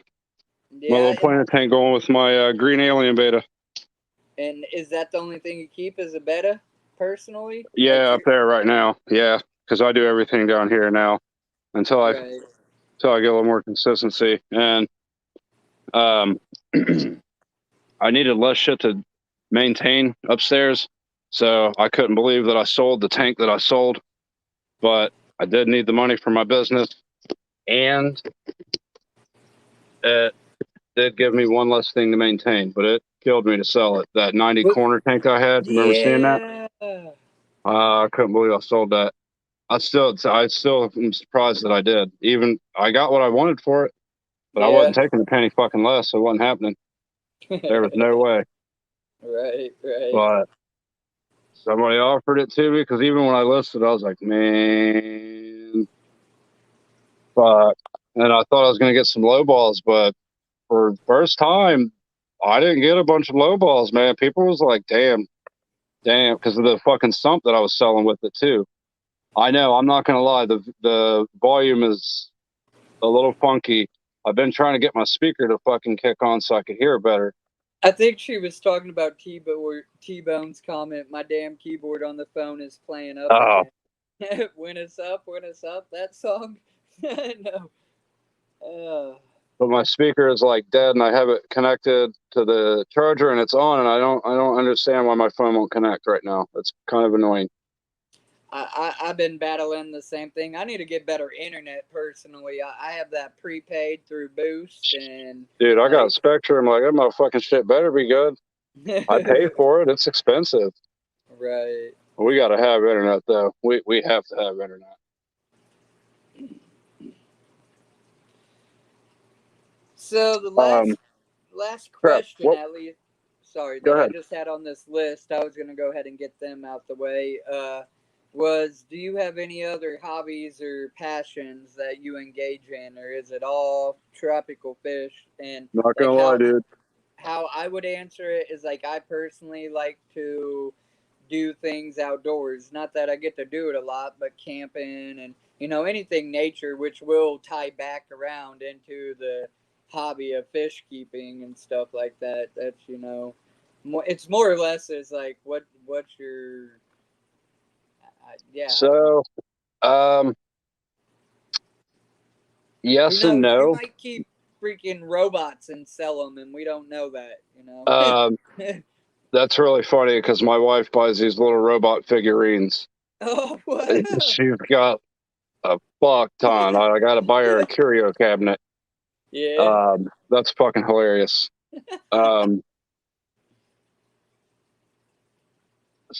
Yeah, I've got other interests and hobbies, but I'm pretty much balls in all the way with this. And I've, wife and 4 kids, plus the married life. That doesn't pause. So then, where do you see your business in 3 years? What's your hopes? Is that in 3 years you're finally gonna maybe have that storefront? 5 years, 7 years, or do you have a goal set? Or are you just rolling with the punches? I'm keeping it realistic, and as far as storefront, I guess I haven't put too much thought on a traditional retail storefront, because I've just got this idea, and I've gotten a little not negativity, but skepticism on the idea. But I want, ideally, when we buy a house, you'll have your property. Right. Our house would be, in the back over here, and my shop would be in the front with its own building, own parking. Right. You'll turn in our driveway, and it'll be a side driveway, and that's Aquacave right there. Hell yeah. And I just think that works. I think that counts. I think that'll be. I just think it will, because in this hobby, if you are the right shop, and you are the right, and you have the right fish, and your prices are solid, they're going to come. They're going to come. Right. I have a couple people who don't mind to travel. The 45 minutes to an hour. Man, I remember when I did that to a shop in Cincinnati. Damn, see, about $19, 3 days shipping. Man, I can't ship fish for 3 days. I won't do it, because they might not make it, and they're going to want me to replace it. That's on the business side of it. That's like a behind the scenes thing. I just couldn't accept it. I couldn't do it. I push for overnight. I'm not push, but strongly recommend. And honestly, It's almost the only way to get live rival guarantee because it's so much out of my hands once it leaves. There's nothing I can do. Once Right. I drop it off, that's it. So, but if you actually read most everybody's, that's about what it is. Overnight live rival guarantee. That's how you do it. Anything other than that, you don't get that. Right. But the 2 days works. It does. It does. So I pretty much give it with that too. I would. I mean, I pack them well enough, but Right. God damn it. I just know one day there's going to be a problem with 2 days. I know it. I know it. And as a business owner, you really, really are trying to prevent that kind of shit. Even with overnight, shit can happen. It's out of our hands, and you just Right. handle it, man. I've had to reship a fish out. It wasn't their fault. Why should they get dicked over? Well, that's But like my fire eel that died. I didn't even complain to them or nothing. I just counted my losses, tried it one more time. That one died too, and I was done. And then I reached out from to that another person buddy. or from that place, Yeah, the yeah, I website. can't blame you on that. And that almost sours you on going back at all for anything. It Right. does, and that's my biggest fear with shit, man. Because man, there's a couple customers. I'm like, I can't believe you haven't come back. There's no reason not to. Right. You know what I mean? I'm like, what? I don't know. I don't get it. But they follow me and support me and shit. Like I see them. Yeah, yeah. I mean, that's progress. I Uh, I have been told like 3 times, and not to toot my own horn, that my videos have somehow in some way inspired somebody to get back into the hobby, or that they appreciated my videos. And just hearing that, seeing that, that's a happen total is morale boost. encouragement. It makes you feel good. So I'm Oh sure yeah, you seeing returning customers or whatever is that same feeling of encouragement, or like, hey, I'm doing something right. Here I am right. just winging it, trying, but something right is I becoming of have. it. I definitely have 3 solid ass customers that Yeah. one of them even said 80% of my shit comes from Aquacave. They're like 80% of my shit comes from Morgan. And I was like, damn, like that's fucking awesome. Like right now I'm working on some black arowanas. They Oh. want 2, somebody else wants 2. And I need to come up with, because to get the price that we're getting, the problem is I'm not going to be able to flip mine for what I'm paying for it. Not for a while at least. So I'm like, fuck, I don't have the money to do this right now. So I'm gonna have to ask one of them, you want to buy 3? Because that's the Well, only way I can get the price. And I ain't making a penny on this shit. Not a penny. It was all split. you better hope they got a big enough tank. I mean, I Oh, I guess know. I'm No, I trying to wouldn't buy do it if I one. didn't. No, it's I know these 2 personal. I know them personally. They're good. Right. And one of them, like, I really want this to go through because one of them's been wanting a female black arowana. That's who I think is I can get 3 of them. Yeah. Um, and that way you have a 1 in 3 chance of getting you a female. I'd like to have one. I ain't got a tank for it right now. That 135, I'm not gonna pretend is big enough. Like maybe for 6 months, but then Well, it's they're done. juvies. Fuck these cat. He's already got a 180 or a 240 or something that the male's in. So Yeah. he'll grow these out and hope that one's a female. And then Yeah. Jesus Christ, oh man, if he put the female in there with the arowana and they didn't take and he killed her, can you imagine That'd the be a heartbreak, costly experiment. the heartbreak. Like I'd be guarding, dude, with a net. I'd be I ready would for literally some feel, shit. I would feel that. Yeah. Like God, because I've had experiences or my experiments, and then it just breaks your fucking heart, and you're like, oh my God, all right. Right. And then it kind of takes you a minute to get back up and do more shit. Man, that was weird. Well, Morgan, It has been 3 hours and 19 minutes, my Yeah, friend. that was a hell of a show for the first one. Yeah, yeah. You for being shy about it, man. You held it like a champ. I appreciate your time. I appreciate you coming up here and showing everybody what you got. I still Oh, gotta not a problem. I gotta edit what edits I'm allowed to do on live streams, which is editing the description, getting all that info from you, getting that put in there, and then you're gonna see me spamming it in all the groups on Facebook and shit, because that's what I do. But at any rate, I just wanted to say thank you. I wanted to say thank you to all my people, viewers, subs in the chat, or even if you're not subbed, I appreciate you stopping by. All the people that are going to watch this on the replay, because some reason y'all watch it more on the replay than attend, and I guess that's okay. I'm one of But those people. I do that. I do that. against the flow, thank you. I appreciate y'all. Yeah, I don't know if anybody stuck around for the whole show. So, man, that's crazy. That's Yeah, awesome. I think one or two. I bet Mystery Snells probably stayed the whole time. I don't know. T-Bone came at the end, but again, he's in Australia on a different time zone. Uh, Against the Flow, when they came in, they stayed for a good little chunk of the end. And at one point, we had like 13 people in here hanging out for a good little chunk of it. Not bad. So, not too bad. And maybe down A the little road, exposure. Yeah, a little we can exposure. And plus more people that'll watch this because I'll go back on your shit just to see it. Like, oh, let's see. right? And Um, maybe we can get back together and like do another one later on down the road, few months. Maybe yeah. you'll have some new stuff going on or whatever the Yeah, case like, yeah, is. yeah, usually if I get a shipment in, if you want to hook up a couple days after my shipment, that would be, ideal. The fish are settled in, then I can show them. Right, right. Kind of takes a day for them to settle down. I try not to let people come in my shop on days that I just got fish, unless Right. they know fish.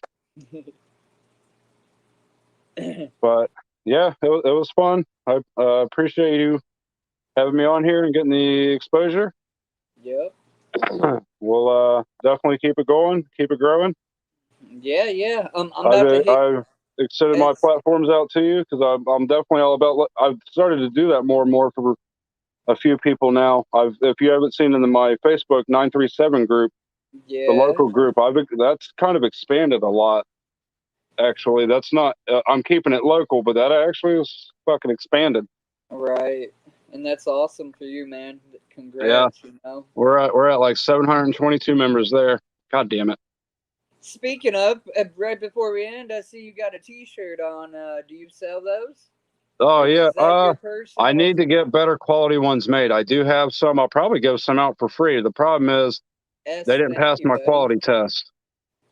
The material they used, the ink and it didn't hold very well. It faded very quickly. I can't sell those.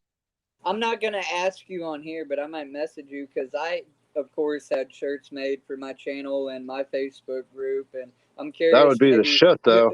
who you use, and maybe if who I use is a better idea for you, or maybe we're using the same person, and then figure out why yours aren't whatever you're saying. Because I've washed mine. Plenty of my members have bought some, and like I haven't heard no complaints or anything about them or whatnot. Wow. So.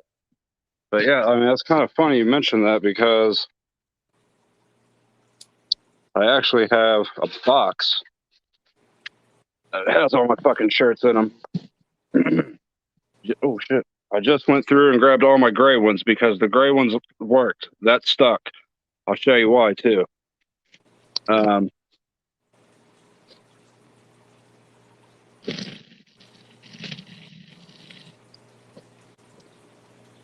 That's the material. I'm sorry if that's really loud. My bad. That was a lot of crinkling right next to the speaker. You're good. I go to sleep to water sounds, man. What are you talking about? Fuck I got out. tanks in my room, tanks downstairs. Yeah. So up close, if you look, God, even this looks like shit. And that's new. I haven't worn that at all. If you look, this shit, like, pills You off can on feel them. it. Yeah, it'll peel off, and you can already look at that. That's faded. My fucking screen's locked in and everything. Right. And it just looks terrible. But the gray ones work, man. That turned out. Yeah. Like I was cool with those, so I kept all the gray ones, and the rest of them I don't give a shit. Yeah. You should hand them out as like samples or just whatever with like a purchase. Yeah, I mean, I could for free, just like fuck it, I got them here, just put them on, whatever. Throw them Right. away when they fade out and look like shit, because that's what I did. But I really like the blue ones too, because I mean it's blue, it's fucking Yeah, water, yeah. aqua, blue. All right, Um, man. I'm gonna go ahead and end the stream though, and I'm gonna get with you. So right after this, I'm gonna hit you up on Messenger, and we'll talk a minute or whatever before I get ready to go to bed because now I get to get up for work tomorrow. Well, I'll sleep in probably until like 1 o'clock. I'm gonna be lazy, but then I have to get shit, up for I'll be work. up probably about 9, 10. No, man, you're crazy. That's only 6 hours away. That's what I do about 5, 6 hours a night. Get up and go. Man, I can't do it where I work. It's hot as shit in there. Whatever the Oh, I temperature is know. Oh, outside, dude, it's 20 degrees inside that it factory. wears 20 on you. degrees hotter. Yeah. Patty said she can't really hear, but she's here. Patty, thank you for hanging out. Chubbs, thank you very much. I know my streams aren't your average streams like everybody else's, but that's the whole point. I try being a little different, being myself. I enjoy bringing guests up on my stream. I don't want it just to be about me. So, thank you Yeah, very like much. this was kind of fun. I'm definitely about it, because I mean I'll get like suggestions from people, and I can talk like straight to them. Just whatever. I see lots of benefits with it, Right. but I'm not going to do a channel though. I don't have the time to devote to it because I'm trying to grow my business, and it does take a lot of my fucking time. Right, right. Well, Um, wherever I can help you out with promoting as I slowly grow, I'm there. I help you out, whatnot, and yeah, I appreciate it too, man. Everybody, good night and good morning, T-Bone. I'm sure it's in the afternoon now for you. It ain't quite nighttime yet, but everybody in America, it's anywhere from midnight to 3 o'clock in the morning. So yeah. good night, good morning, and thank everybody. And to my viewers that are going to watch after it goes live, thank you very much. You guys count more than you know. So thank you very much. Well, If yeah. you have questions, drop Definitely them hit the in the like and comments. subscribe button too, because that makes it go far. Hey, man, thank you. I appreciate it. Everybody have a good night now. All right. Peace.